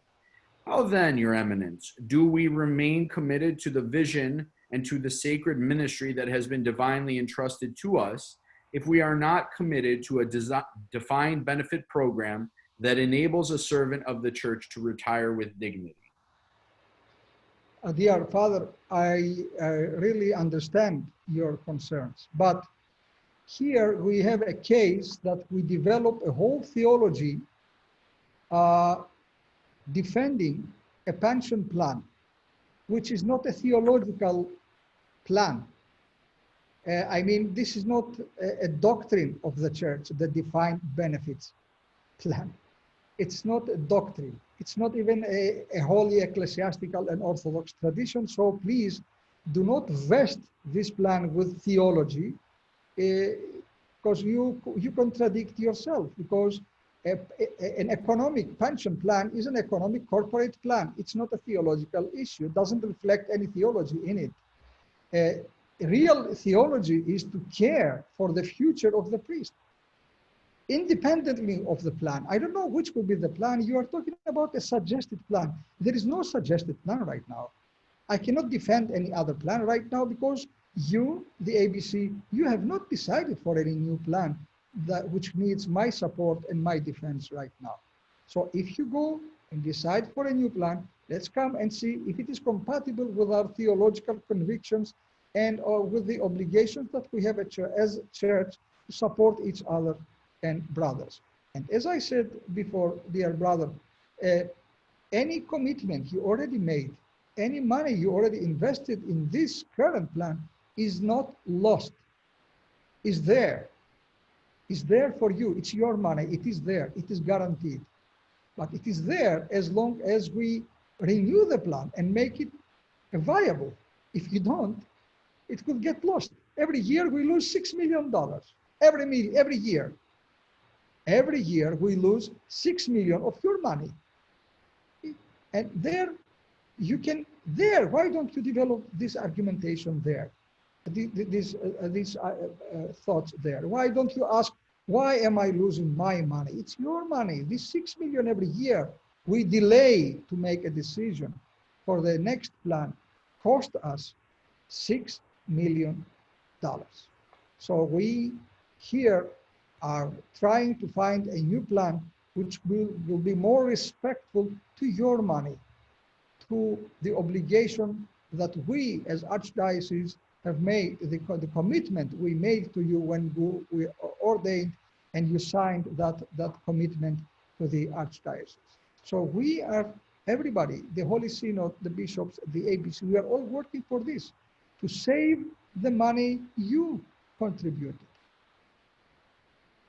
Your Eminence, our next question is from Father Nicholas Verdaris. Like your impressive effort to raise the funds to resume construction at the St. Nicholas Shrine, will you formally request Leadership 100, Faith Endowment, and individual grand benefactors to make long-term contributions towards stabilizing and advancing the Clergy Pension Plan? In essence, expanding the pillars of the pension program from priests, parishes, archdiocese to now include outside contributions and commitments. Of course, Father, I will do the best I can. Not alone, because it was not a personal effort. It was not a personal success with St. Nicholas. It was a collective success with the friends of St. Nicholas and other people who worked very hard to raise that money. I have no problem, as I said, to go out for Zitiania. Whoever has the money, whatever the money is, I can go there and I can ask, because I want to resolve this problem. And here, I want to confess something in public, in front of all of you. In 2 years, dear brothers, we enter the second centennial of our Archdiocese. 100 years will be completed in 2 years. And we need to start the second 100 years. I want that all of us finish with all the issues and big challenges we face all these last years to enter the new era with vision and not with burdens. We want to finish all these problems. One was the St. Nicholas. It's almost finished. Next year, Prototheos, we will open the church to you. The second is the pension plan. We need to resolve this problem. It's not something new. We live in the United States. Pension plans in the United States are not an unresolved problem. It's resolved. There are plans, and people have gone further than that. We are not in Africa or in other countries where people have no pension plans and don't know how to build that. And it's a pity. It's unfair to our clergy and to our archdiocese that in the year 2020, we still discuss what's the best pension plan for us is. This is unthinkable. And the third issue we need to resolve is the theological school. Our beloved theological school were in the heart of the education in the United States, in Massachusetts. We need these three issues to be resolved, these three big issues all these years to be addressed in order to have vision for our next generations in the United States. This is what I want. And we want to plan this future together, but if we have all this burden from the past, we cannot look forward. We always look back and try to resolve all this burden that we carry on our shoulders. Let's finish with that so that we can have vision and we can have hope for the second 100 years of the Archdiocese. Thank you, Your Eminence. Our next question is from an anonymous attendee. I understood that the deficit came out of lower than expected rate of investment, failing of the Archdiocese to do their contributions in the past, and maybe other reasons. My questions are, number one, are the lay employees of the Archdiocese in the plan, and are they contributing to the plan? And number two. The answer is yes, it's simple. Yes, they are. Thank you. Number two is, can we, the clergy, see the conclusions of the past audits that have been done of the ABC to see if some money were siphoned for other causes and or other places? Yes, the answer is yes. As I said, we have the audit for 2017. Do we have before that year? Yes. We have audits for the years before too. So are they available online? Yes, they are. Your Eminence, Father Nicholas Halikius asks, we immensely appreciate your time to discuss with us today. Rather, though, than continuing to defer to the ABC for technical questions, might there be a similar open forum scheduled with the ABC in the future to have them answer some of these questions so that the answers might be shared by all of us? Excellent idea. I truly love this idea. Please, those who hear us and listen to this idea, I fully support the implementation of this. Whenever you are ready for that, if you want to discuss this prior to any decision you make for the next pension plan, or after, or both, it's up to you. I would like, if I have your permission, I would like just as a listener to be there and listen to this discussion. I'm very much interested to be there with you. And I promise I will not interrupt anybody. I will just listen. Your Eminence, an anonymous question says, even if it is not feasible to do so, would it be the moral thing to do for the Archdiocese to liquidate assets to help raise the money to fix the deficit that came about by the Archdiocese not meeting its responsibilities? You know, my first reaction, my immediate, is no. But we need first to see the new plan. Let's see the new plan. How does it look like? And then if there are any ideas, we can discuss. But my first reaction is no, because it's not wise to sell property to pay debts. It's not, it has been proven that it's not the best practice nowhere in the world. It's not a good idea to sell property to pay debts. Your Eminence, a question from the good Reverend Eugene Pappas, the president of the Retired Clergy Association. He asks, as a sign of goodwill and applied support, may we suggest that the St. Nicholas Shrine be dedicated as a source of annual revenue for the pension plan as a line item on the Archdiocesan budget?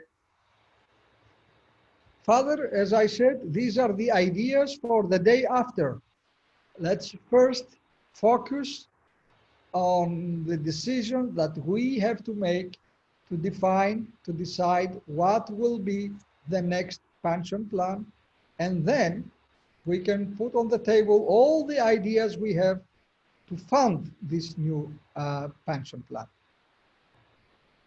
Thank you. Your Eminence, an anonymous question.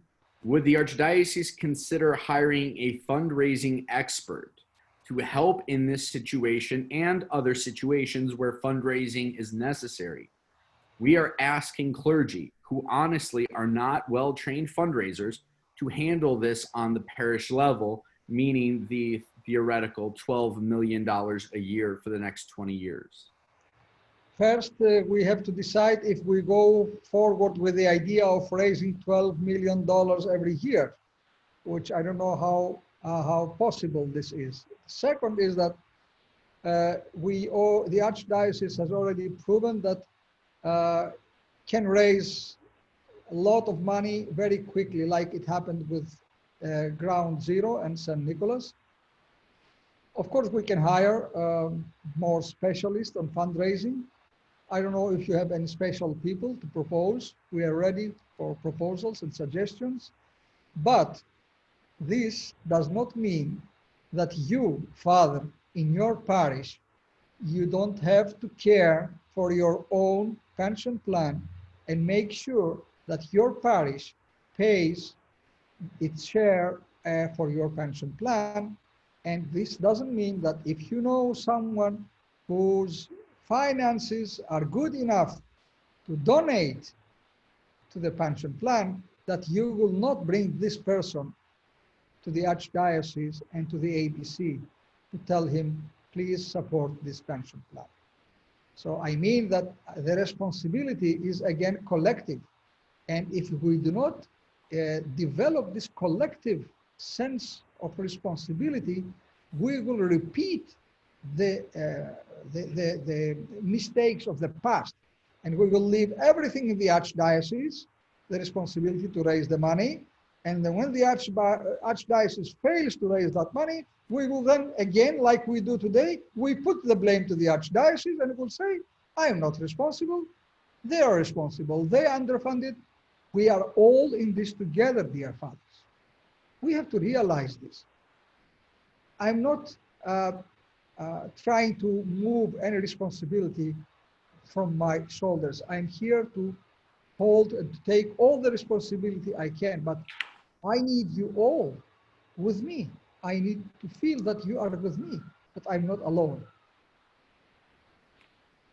Your Eminence, Father Andrew Koufopoulos asks, at the present time, parishes are paying $600 a month to the pension plan. Will this amount be increased, or will they, in essence, be making a double contribution? In a small parish like mine, that creates some financial hardship. This changes. I think that we are already working in the Archdiocese, in the Finance Committee, on a new program, which will be more just for the parishes. It will not be one price, one size fits all. This is wrong. This has been proven that it's not just and it's not viable at the same time. So according to the financial situation of each parish, this contribution will vary. It will not be the same. The very weak and poor parishes, maybe they will pay even nothing. They can't afford anyway. But with parishes who have more financial possibilities, they will pay more than 600. And in this way, we will make the whole system more just for the parishes and most viable for the pension plan too. You are right, this is a very good question. And I know that the Finance Committee is working on that. And very soon we will have the decision and the plan implemented.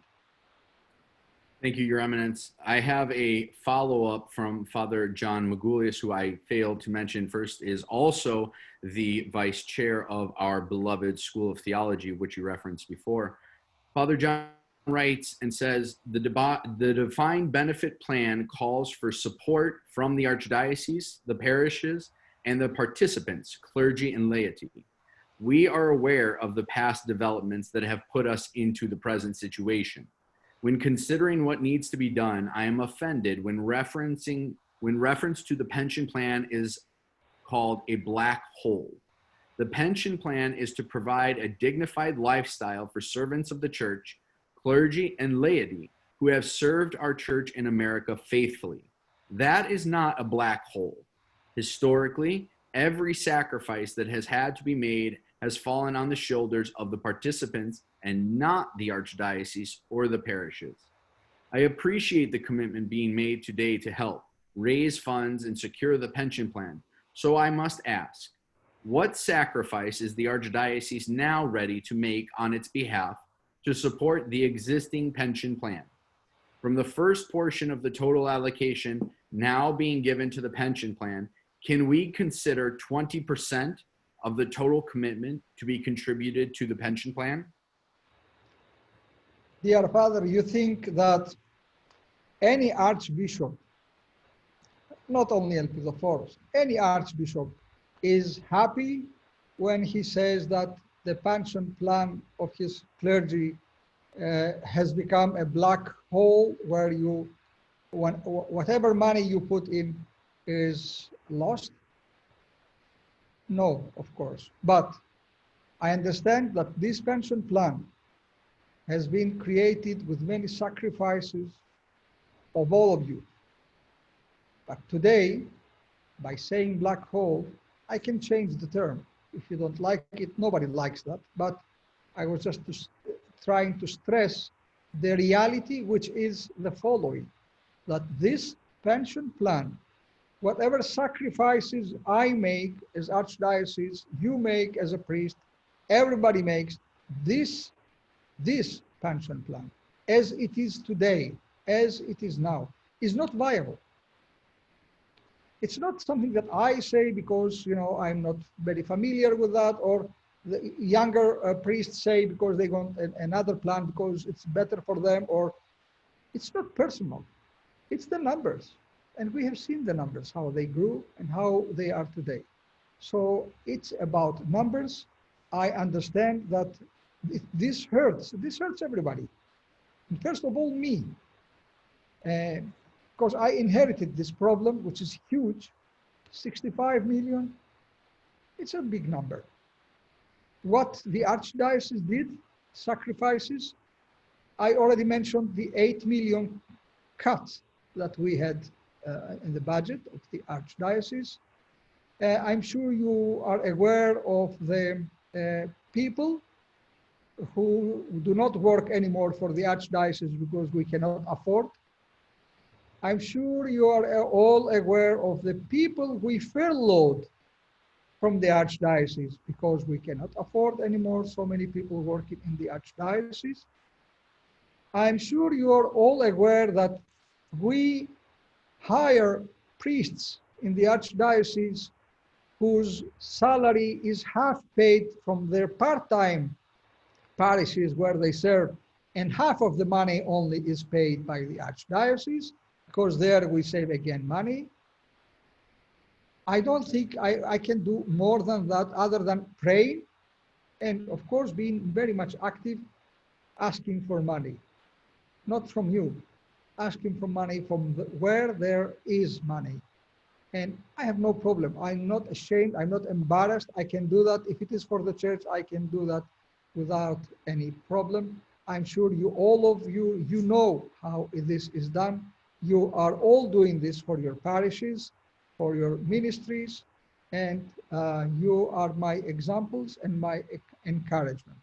Please, Father John, trust us, trust me, if you want to do it personally, that we are doing our best. We respect the money that we are collecting from the parishes.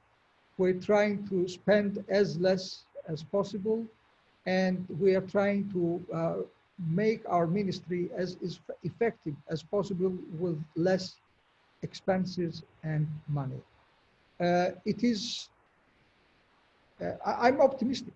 It's not because it's my name, Elpidophoros. It's not, psychology. I'm optimistic because we can do it here in the United States. We can create a viable program, a plan. We can do it. We will do it with your help.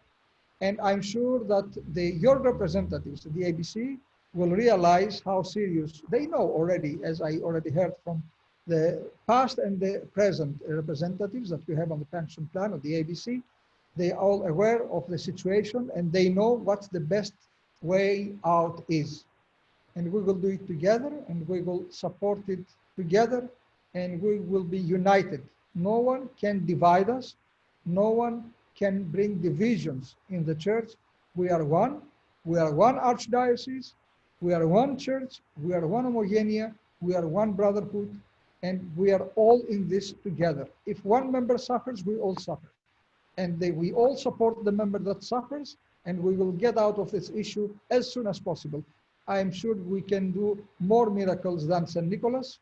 And this will be the second miracle that we will do with the help of God, of Panagia, whose Dormition we will celebrate in a few days. And the next will be our beloved theological school. And then when we will celebrate the 100 years with the first centennial of the Archdiocese, we will be so proud that we will be able to envision and to create ideas and plans for the future of our Archdiocese for the next 100 years. Your Eminence, there is a question from an anonymous question. It said, your statements today indicate that you believe the current pension plan will be replaced by the ABC. That said, your statements also indicate that the ABC is free to choose to keep the current pension plan. If the ABC chooses to keep the current pension plan, will you support that decision and work to fundraise to erase the deficit in the current plan? Of course, the decision belongs to ABC. If ABC decides to stay with this program, then ABC has to help us understand how this program is viable. And if they fail to explain how this program is viable, which is not, it's obvious that it's not, but this is a theoretical question. So, and my answer is theoretical. Since ABC will think that this is a viable program, then they have to help us how to persuade all these corporate people who do not understand the language of theology, but the language of the numbers. How can we explain to the possible supporters and donors and sponsors that their money will not be thrown in a dead program, but in a living program? So it's a challenge that, again, a responsibility that belongs to ABC. It's not only the right to decide, but it's only when you have the right to decide, you have the responsibility also for your decision. So I will support, but I'm telling you that I will have serious, very serious difficulties to persuade any possible fundraiser or supporter to support financially this program. Your Eminence, speaking of this proposed fundraising plan, an anonymous question asks, is it viable and responsible to expect the next generation to really raise $12 million a year for the next 20 years? Are we not just putting this responsibility on the younger generation? And is that not unrealistic of us? Well, this is what I'm saying all the time, that we have to develop a realistic program and viable. You know, if someone asked me 1 year ago, how realistic is that you expect during this time to raise 45 million to say St. Nicholas on Ground Zero? It was not realistic, but it happened. It happens when we believe in something and when we have faith in something. It happens. It is possible, but we have to believe that we can save the pension plan.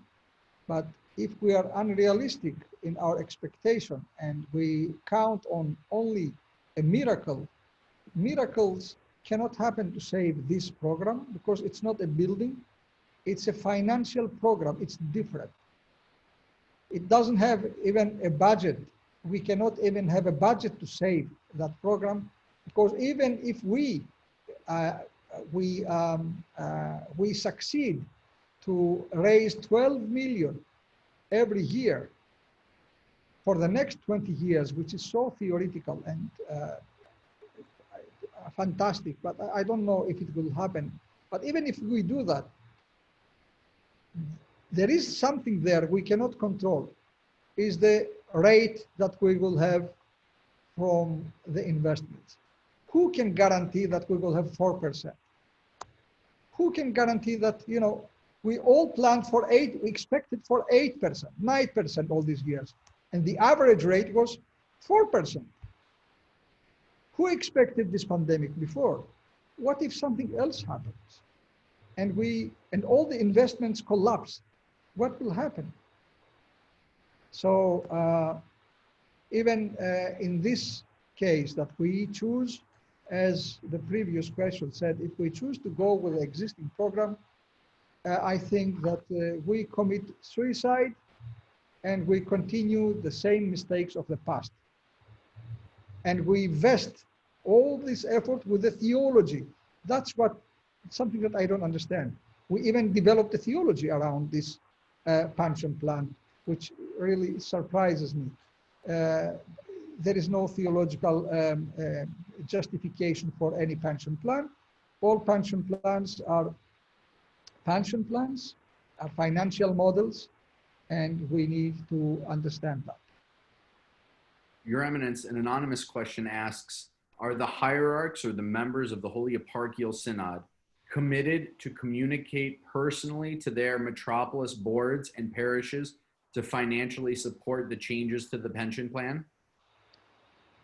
This gives me the opportunity to tell you that the necessity to change the pension plan is discussed in the Holy Eparchial Synod at least 3 times since I am here in the United States.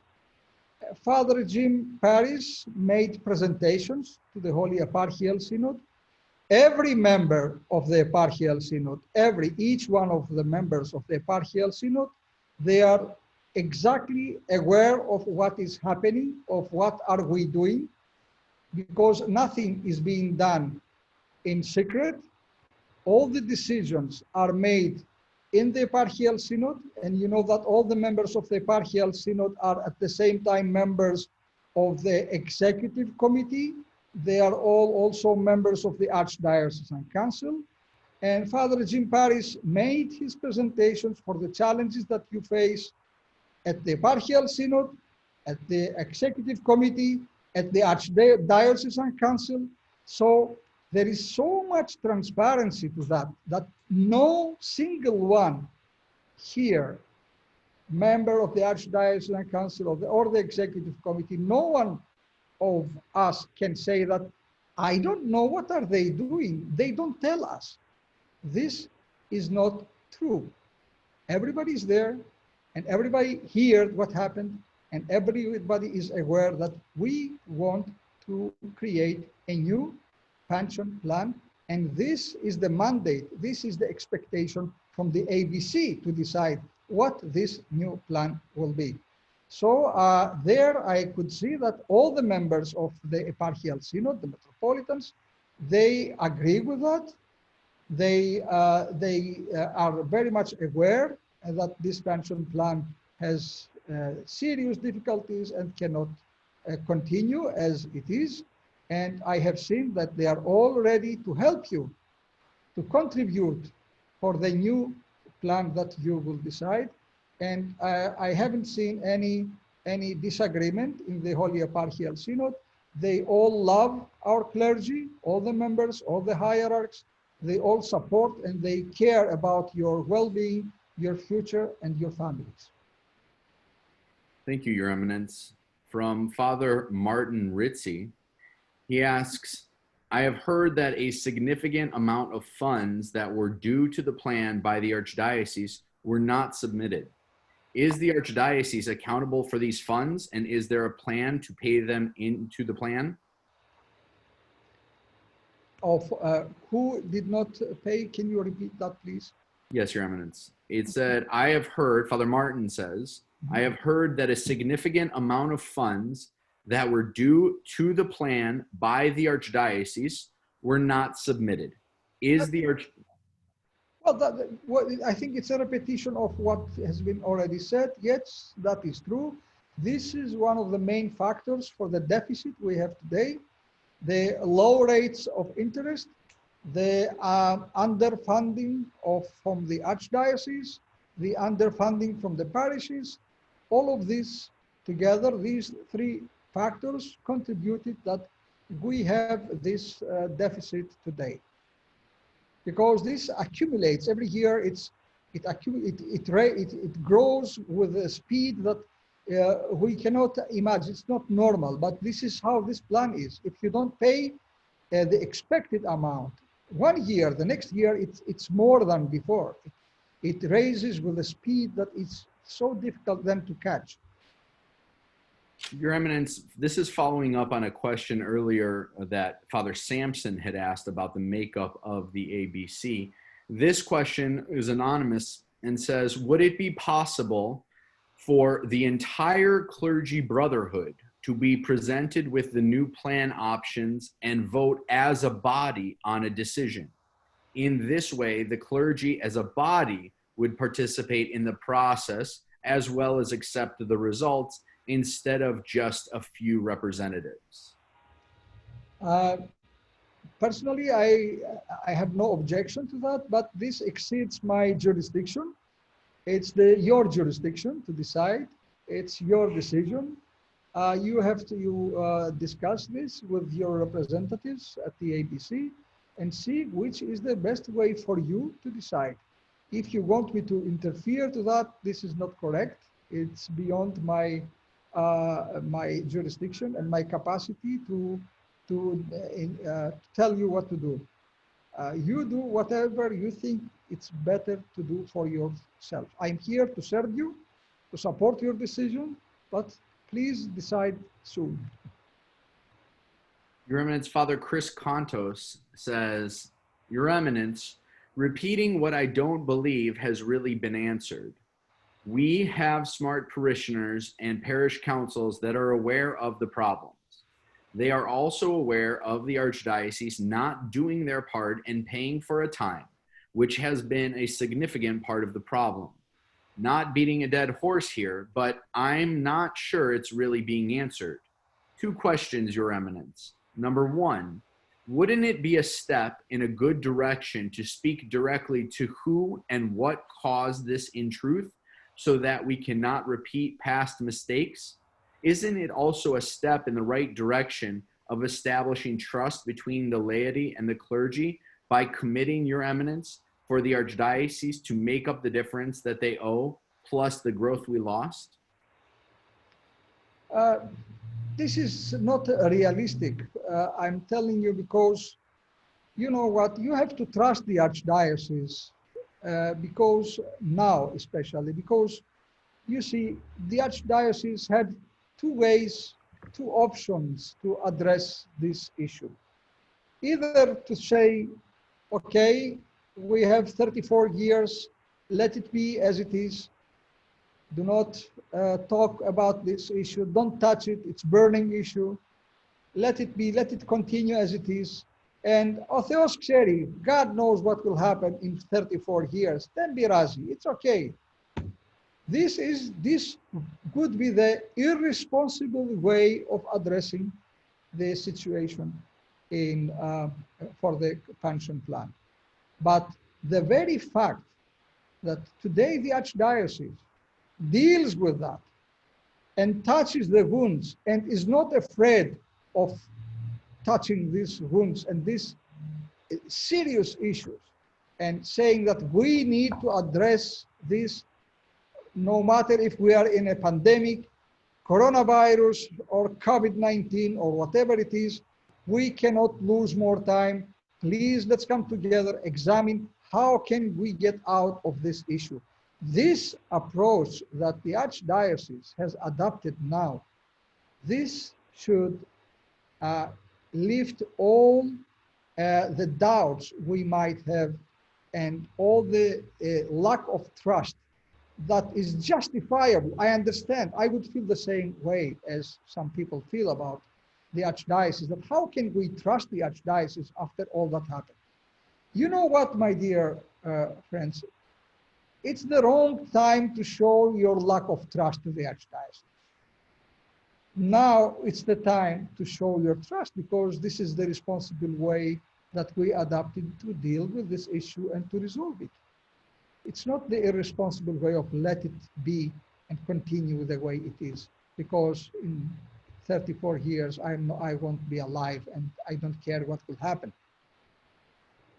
So please be with us, decide however you want to decide it, but let's talk all together to find viable, reasonable, fundable ways of supporting this future pension plan, and let's show our best face to the world and to our families and to our homogenia.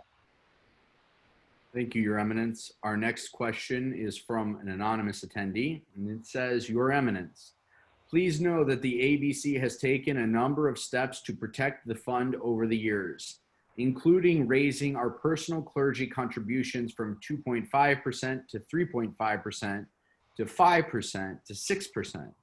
So we have already been doing what you are asking by our increased personal funding. Since we have nearly tripled the percentage of our income over the years, that also leaves most of us with no other options for additional retirement investments. If over the same time we failed to pay our mortgages, we would have had our houses repossessed. In like manner, the failure of the Archdiocese to make its required payments for many years cannot simply be disregarded as past issues. We have made ourselves entirely dependent on the trust of the Archdiocese. Please, Your Eminence, Will you commit to holding the Archdiocese responsible for that funding failure so it will not fall on the shoulders of the priests to do so? My dear brothers, I understand that you already made your part as priest, as your personal contribution, but nobody blamed the priests for lower contribution from their own salaries to the pension plan. You did your part, but it's not only you, it's the parish contribution and it's the Archdiocese. That is clear. Now, how do you expect me to address the issue of the failure of the past from the part of the Archdiocese and the parish councils to address their commitments? If we start fighting each other, this will bring division. And any division is not constructive and it's not good for the Archdiocese. It will not help to resolve the issue. And it will not bring any result. You think that if we try to find who is to blame and to put a name on him, or I don't know what you want, that would help to what? Because this is a collective issue. We were all silent. And we did not say anything. Or when we said, it was not heard. So now we have to focus what we can do right now, because it's not constructive. It will not bring any profit to us if we go back and try to judge this or that person or that institution or whatever we want to do. I don't know what you have in mind. This is not constructive. I'm trying to be constructive and to be focused on the future and to be focused on the resolution of to solve this problem, not to the other complications and be judgmental to anyone. Your Eminence, we have a comment from Father Tom Zafaris, who says, "Thank you for your candor in dealing with this difficult situation.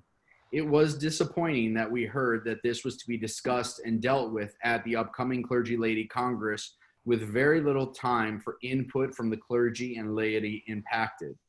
Please give us the time to make a prudent decision for all that helps us." Thank you for your comment, Father Tom. Your Eminence, would you like to respond to that? Yes, I am happy to hear this question. I tried to answer it many times, but it gives me the opportunity to say it again, that the clergy laity will not decide what the what the future pension plan will be. And it's not the jurisdiction of the clergy laity to decide. And there will be no voting in the clergy laity for this. It is exactly what you asked for. You asked for time to discuss about the pension plan. And here I offer you the opportunity and the forum and the place to discuss about this during the clergy laity. And why then you think that it's not the best place to discuss it? You need, and we all need, forums and opportunities to open the discussion on a very difficult topic, which we are all involved. I understand that it's your jurisdiction to make the decision, the ABC, but the discussion belongs to everybody because we all pay for that pension plan. And we are all in this together because alone, ABC or the clergy alone, they cannot be successful. You need our support. You need my support. You need parish's support, the metropolitans, everybody's support on this. How will you then secure this support if you don't talk to them? If you don't accept to discuss this issue with them during the clergy laity? It's a good opportunity. Don't be afraid. We want to discuss. It will be a forum.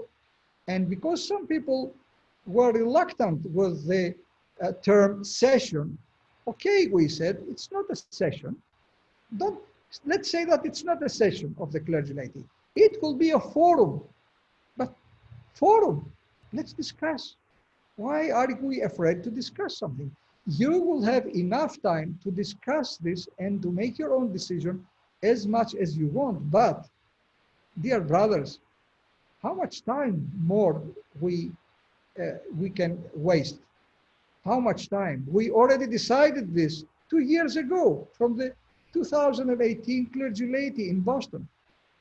Why didn't we discuss it all these 2 years? What have been doing all 2 years? And it's decades that we discuss it. How long we need to discuss this? Okay, take your time, but make your decision this year. Make your decision this year. The implementation of the new plan is another issue. If you don't feel that we can implement your choice this January, we can postpone it to another January, but make your decision now, please. We need to plan the finances for the next years to figure out, to raise the money for the plan that you will pick, that you will select. But you have to give us also the time or the opportunity to figure out how we will fund your program. And this is not a bad thing. We are working for you. We are working for this pension plan. This is our intention. That's all. And we are not trying to get out of this problem. On the contrary, we are getting more into this plan than before. Your Eminence, thank you. Our next question is on that same vein of making this decision. And it says, Your Eminence, it's an anonymous question. Your Eminence, we thank you for trying to make this work. Would it be possible for our archdiocese to trust us, the clergy, to make our own choices for our future, separate from the archdiocese? It doesn't seem fair to put all the pressure on the APC to come up with the solutions. So individual decision. Of course, dear Father, you can do that, but you know, it doesn't seem right to me when you see the boat on which we are all together facing troubles and challenges, escaping the boat, saying that, you know, I don't want to be on the same boat with all of you. I can do better than all of you, and I can go to another plan. Ethically, ecclesiastically, morally, I don't know how correct this is to the rest of your brothers to say that I want to do this alone and not with you. It's open. Πάντα μη συμφέρει, πάντα μη έξεστη, αλλού πάντα συμφέρει. Your Eminence, an anonymous question comes to us and says, what exactly was that $1 million that Your Eminence mentioned in reference to the administration costs of the Archdiocesan Benefits Committee? Is that money going to pay Mercer as consultants? Where exactly does that money go and how is it broken down? The audit report is online, so you can go there and see exactly where this 1 million is going. I did not memorize the details, I have to confess, but there you can see exactly how this money is spent and for what purpose. That's why we need the auditing everywhere, my dear brothers, everywhere. Not only in the Archdiocese, but everywhere, in our parishes, in our metropolises, and the foundations, the endowment funds, the APC, everywhere. Be transparent. We have nothing to fear of. Thank you, Your Eminence. We're just going through our questions here. We're making sure that we... How many more we have? Well, that's what our team is making sure that every question... My whole evening is dedicated to you. I will stay here however it takes, as long as it takes, no problem. Thank you, Your Eminence. Our next question is a little bit of a technical question, Your Eminence. If the investment performance of the pension portfolio did so poorly, how did the portfolio roughly double from 2008, 2009 to 2020 in spite of paying about $2 million more to pensioners than it takes from contributions? Oh my God, I don't think I can answer that question. It's so technical. I'm sure that your representatives on ABC will be, but in a few, when we finish this webinar, all these charts and reports will be online so that you can go through them and see exactly what happened. But I'm sure that the person who asked that question is good in finances and he can understand the charts better than I do. Your Eminence, Father Chris Contos remarks, Your Eminence, it was 8E 79th Street that caused much of this, not the metropolis or parish or priest. We did our part again and again to gain trust. Shouldn't 8E 79th Street now fulfill their part? This is not accurate, my dear Father. We all have the portion of our responsibility in that. First is the Archdiocese, which underfunded. I said that already. It's so obvious. I published in a few minutes ago the whole chart, which shows exactly the responsibility of the Archdiocese.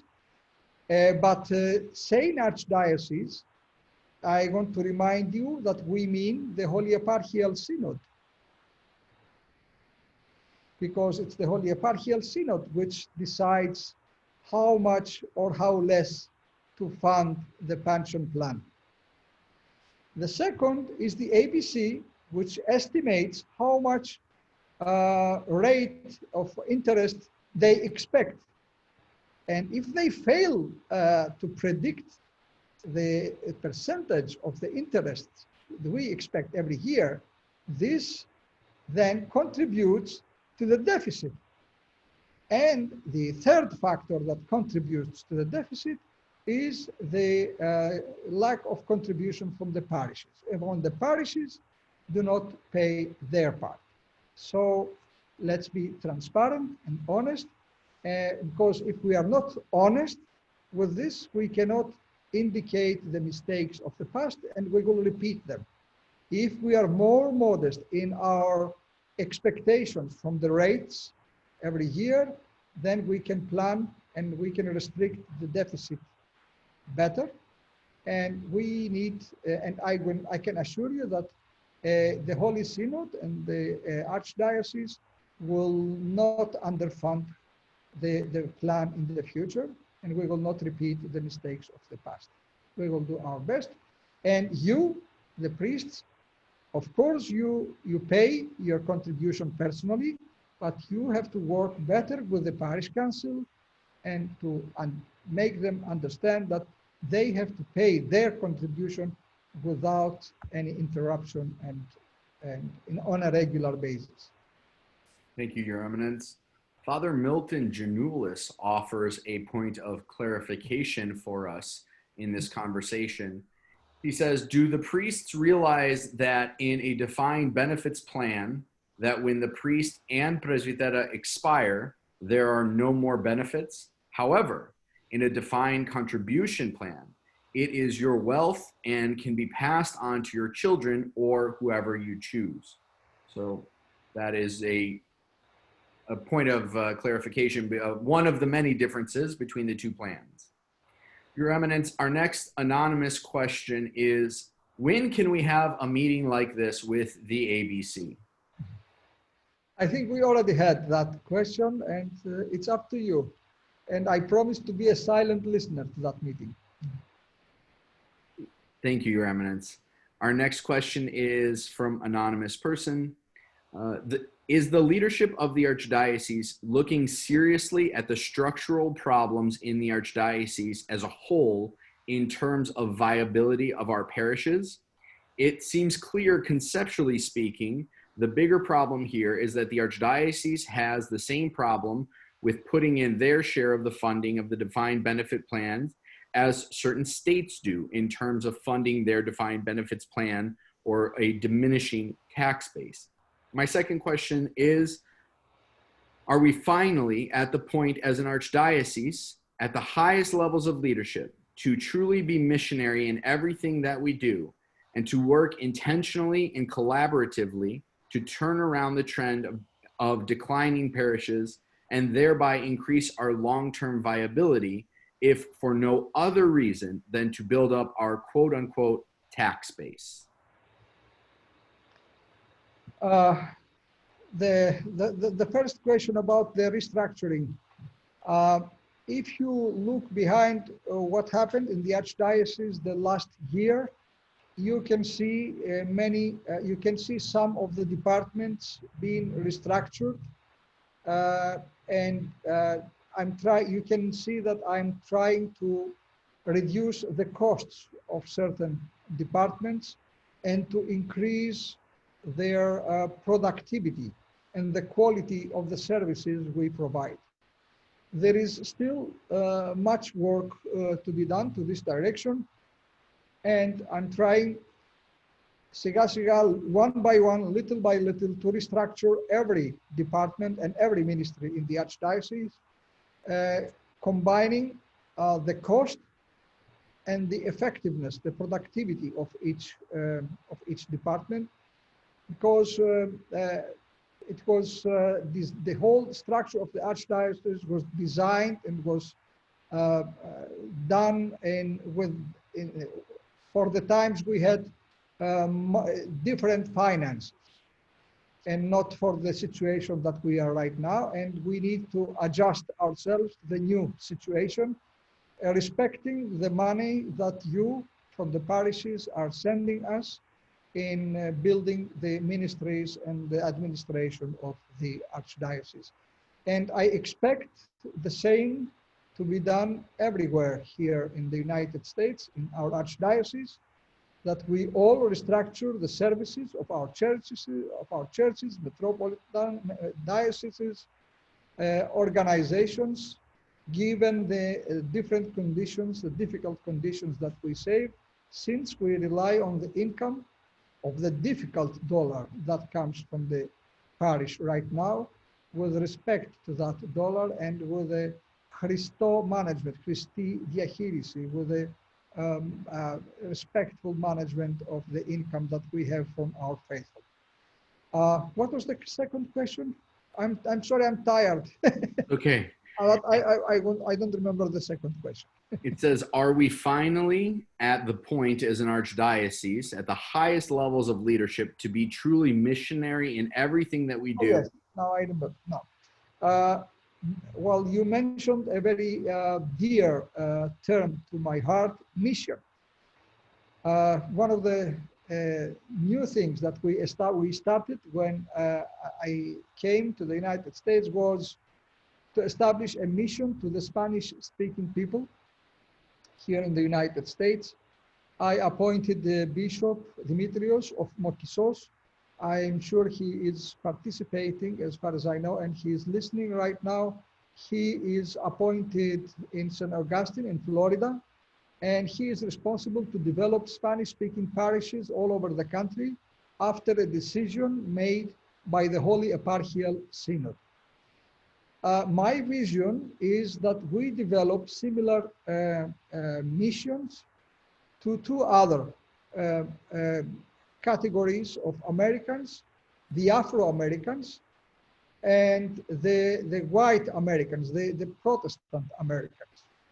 I already discussed this with an Afro-American priest who lives in this country, and we are designing, we're planning the mission to the Afro-Americans in the United States.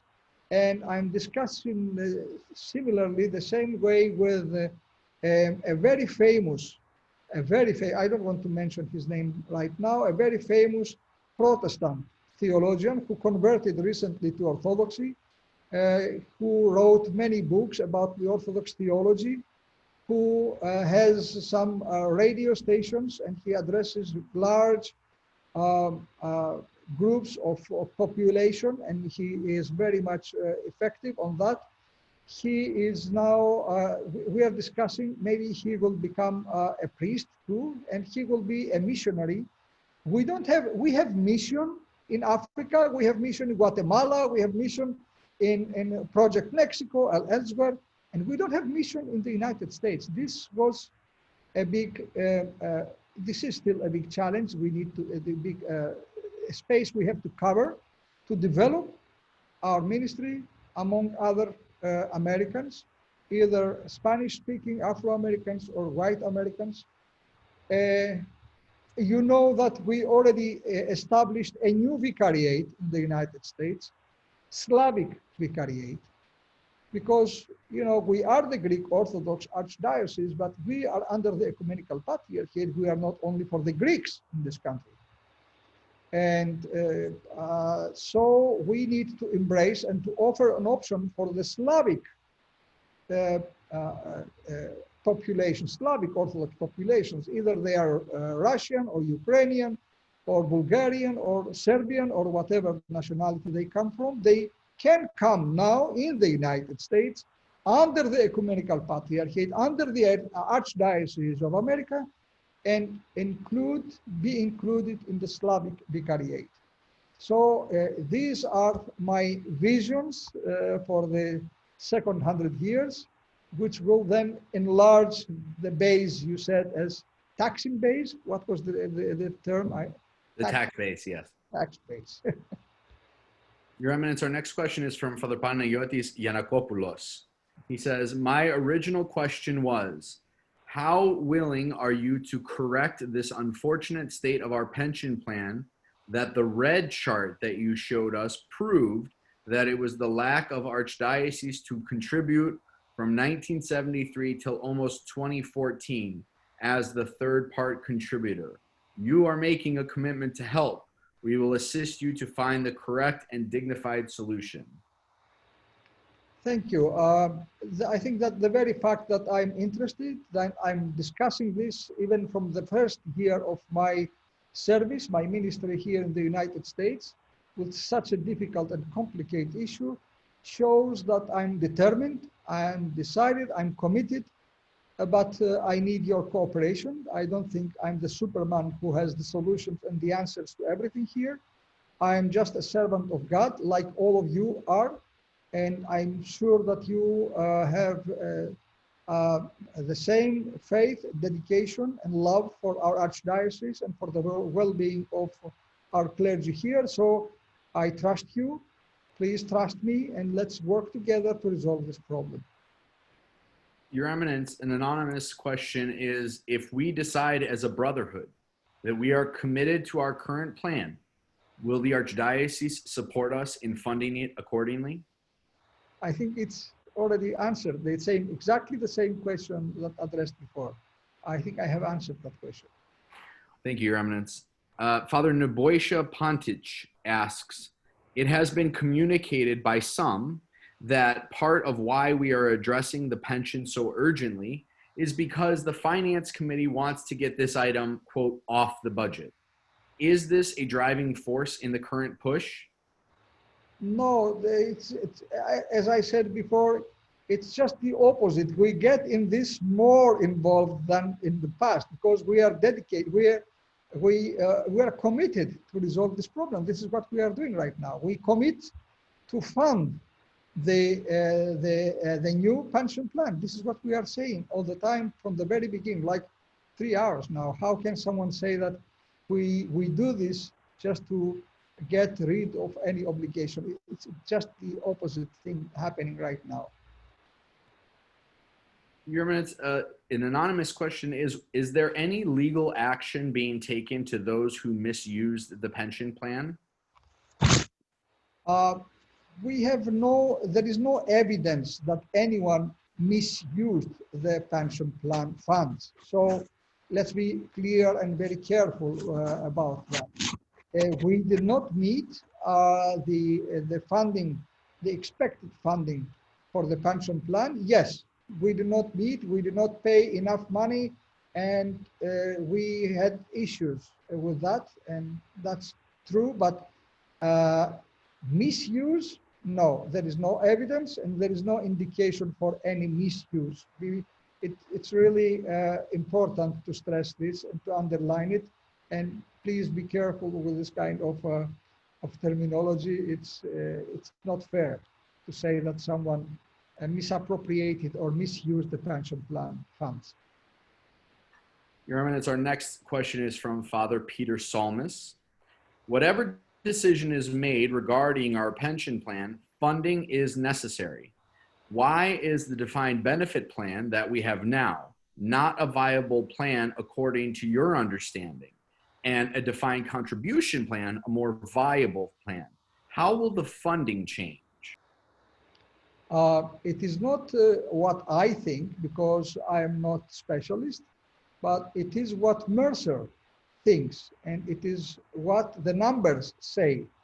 It's not a matter of perception, what I think, what you think, what everybody else thinks. It's what the numbers say. And this is important because the numbers say, and Mercer says that to us, that this current pension plan is not viable. It's simple.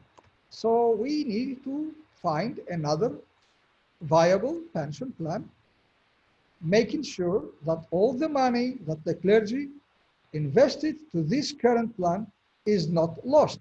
And I can guarantee that nothing will be lost.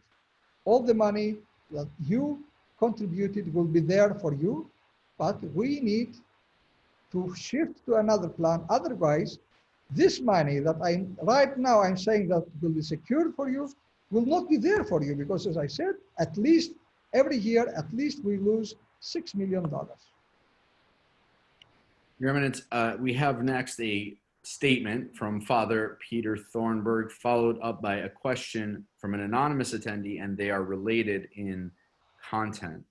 Father Peter comments and says, Your Eminence, thank you for holding this forum. There is a lot of work that needs to take place. First and foremost, there must be trust. The way certain meetings at the last National Clergy Laity were conducted created a lot of mistrust in the church. Brothers, we must be united and willing to work hard for our own future. The question is the antithesis of that from an anonymous attendee, and it says, Your Eminence, you began the talk about fundraising in your original talk, but now say it would be based on a black hole theoretical construct. So the point of this whole thing is to tell us that we are misguided to expect what was promised to us, and that we should place our trust blindly into the same institution that will be reneging on the previous promise, which we were compelled to sign? Well, I understand the pain, and I understand your frustration, dear brother, that you posed this question. It's really a disappointment, and I understand you. I can't blame you for feeling it this way. But here I am.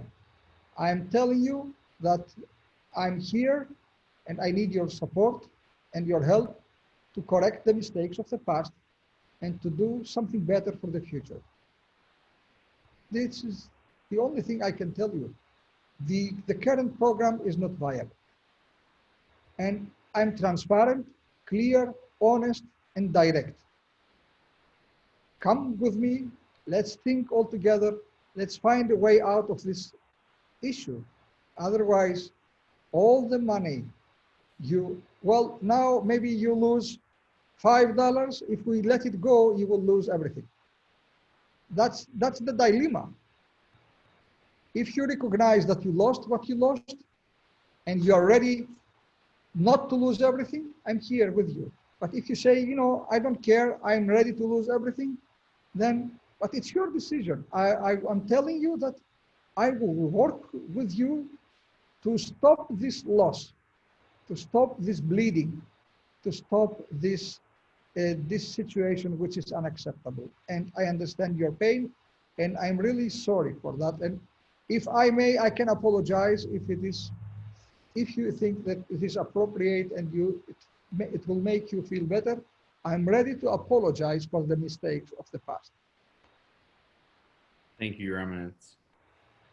Our next question is from Father Jim Granias, who is, I believe, the chair of the administration committee of the ABC, or he is involved with this process along with Father Jim Paris. Many of us on the local Syndesmos calls have been very thankful And Your Eminence, if I could, on behalf of all the brothers, I want to thank both Father Jim and Father Jim for their outstanding effort that they have done these past few weeks in reaching out to all of the clergy and the lay employees of the Archdiocese to talk about this plan and to hear our concerns and our questions.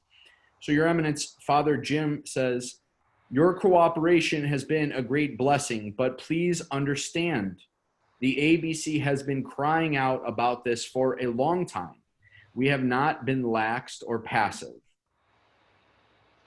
I'm not blaming anyone. I understand that you sometimes, it's now that we are, let's be honest and transparent, as I said, I understand that for a priest, it is so difficult to be louder to his bishops or to the synod or to the metropolitan or to the archbishop. I understand this difficulty you have. You can be loud up to a certain point, and then you realize you are a priest and he is the bishop or the metropolitan, and then you lower your voice, and there is a certain problem with that. I understand, and the very fact that, dear Father Vagoras, most of the questions were anonymous. It's another indication that our priests, they try to protect themselves under the anonymity because they feel safer like this. So I understand this, Father. You addressed that question, that remark to me. I know that difficulty. Thank you, Your Eminence. On that same line, an anonymous question says, Your Eminence, are you aware that the priests are angry and they are not appreciated and they feel that they have not been supported by their leadership? I understand they are angry. I would have been angry myself. If I have no family, but I grew up in a family. I grew up in a family where we have 5 brothers with a father and mother working very hard day and night to feed us and to provide us. And I can realize how would my mother and my father feel if all the money they contributed to their pension plan was lost. How would I feel? How would they feel? Because this is something that you sacrificed from your low income. I know that you're not well paid. People think that priests are, very highly paid, which we all know this is not true. But then you are called to contribute to your pension plan. And all of a sudden you hear that either the Archdiocese or the parish councils or whoever else is committed to that same pension plan is not meeting their commitment. This makes you angry because you have children, you have family, you are getting older, and you already see your pensioning day, retirement day coming. You see your children growing. You see your presbytera growing older, and maybe you all face health issues. You have obligations with medicine, with doctors, and being angry is the less you can do in this kind of situation if you see that your pension plan is in danger. But this is the reason we are here and we discuss. We want to address this issue. If we remain silent once again, if we pretend that we do not see the disaster coming, we repeat the same mistake of the past that we are now blaming, the same mistake for which we are angry right now. It's like repeating it. And this is not good. This is not realistic. This is not fair to you. We can't do that. We have to change this. Thank you, Your Eminence. On a technical question, an anonymous question says, on the chart that was shown during your presentation, the amount of liabilities for 2020 was a total of 128 million. Where exactly did that money go? 128 million is the liability. The assets are 49% of the liabilities due to funding. It's not due to spending, but funding. It's not that we spent the money somewhere else and we don't have it anymore. It's because we paid less to the plan and we have less. That's the reason that's underfunded. It's not that we spend it somewhere else. Thank you, Your Eminence. There is a statement from Father Nicholas Karloutzis. He says, Fathers, this is a church plan, and so it is not subject to ERISA, E-R-I-S-A. It is the intention of the Archdiocese and the participating affiliated organizations to fund the plan in accordance with the initial minimum standards of ERISA, as if such standards were applicable. However, quote, he says, quote, however, the Archdiocese is under no obligation to make such contributions under the plan after the plan is terminated, whether or not benefits accrued or vested prior to such date of termination have been fully funded. This he includes on page 8 from the Grant Thornton audit of 2016. So thank you, Father Nicholas, for that clarification.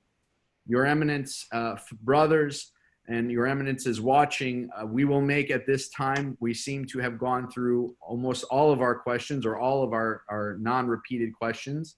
We have just passed the 3-hour mark here together with our Archbishop to talk about this very important topic. So we will make a last effort or a last call for any questions that our brothers might have. And Your Eminence, while we are doing that last question, I have one question here for you. Oh, where did it go? Good Eminence. Yes. Your Eminence, many of the younger clergy feel that they cannot speak out about this issue because they are afraid of what their proistameni or the older clergy in the syndesmos will react. They have been told to take care of themselves, and they are consistently not listened to. What advice would you have for your younger clergy who are also trying to look out for their own families? Dear brothers, this church is not only for the younger priests and is not only for the older priests, the senior priests, is for everybody. And this plan is for everybody. That's why the new plan that we are searching for right now should be a plan that will be respectful to everybody, to the senior priests and to the younger priests, because they are both respected and valuable members of our brotherhood and of the Archdiocese. We cannot be unbalanced and disrespectful to anyone, to our senior fathers and to our younger brothers. Your Eminence, we are now going to conclude our webinar. All of the questions that were non-repetitive questions have been answered. And I will end, and before handing it back to you, Your Eminence, I just received a text message from Metropolitan Yerasimos of San Francisco, who has been watching along with us. And I believe he conveys the message of the entire clergy brotherhood. And he says, a grateful thank you to His Eminence for his patience. Your Eminence, we thank you. It has been a joy, Father Bagora. Thank you for monitoring and for coordinating this discussion. It was not easy. I want to thank all the brothers and all of the personnel of the Archdiocese who is behind the organization of this. I want to thank my dear brother Metropolitans, members of the Holy Eparchial Synod, for their dedication and support in addressing all the issues of the Archdiocese. Their cooperation and their dedication is so valuable, is so important, and it's so vital for the Archdiocese. But dear brothers, fathers, priests, and deacons, I want to thank you for your participation. I again humbly ask you, please consider the reality of the situation, the difficulty of the situation, and make your decision as soon as possible. And I assure you that together with my brothers, metropolitans and members of the Holy Eparchial Synod, we are going all together support you and secure all the funds necessary to create a new, viable, and healthy pension plan for your families and your children. Your Eminence, if you could close us with prayer, and we will finish this wonderful webinar. My prayer will be short and ecclesiastical. Η ευχών των Αγίων Πατέρων ημών, Κύριε Ιησού Χριστέ ο Θεός, ελέησον και σώστον ημάς. Αμήν. Thank you, brothers, for joining us this evening. Have a wonderful evening.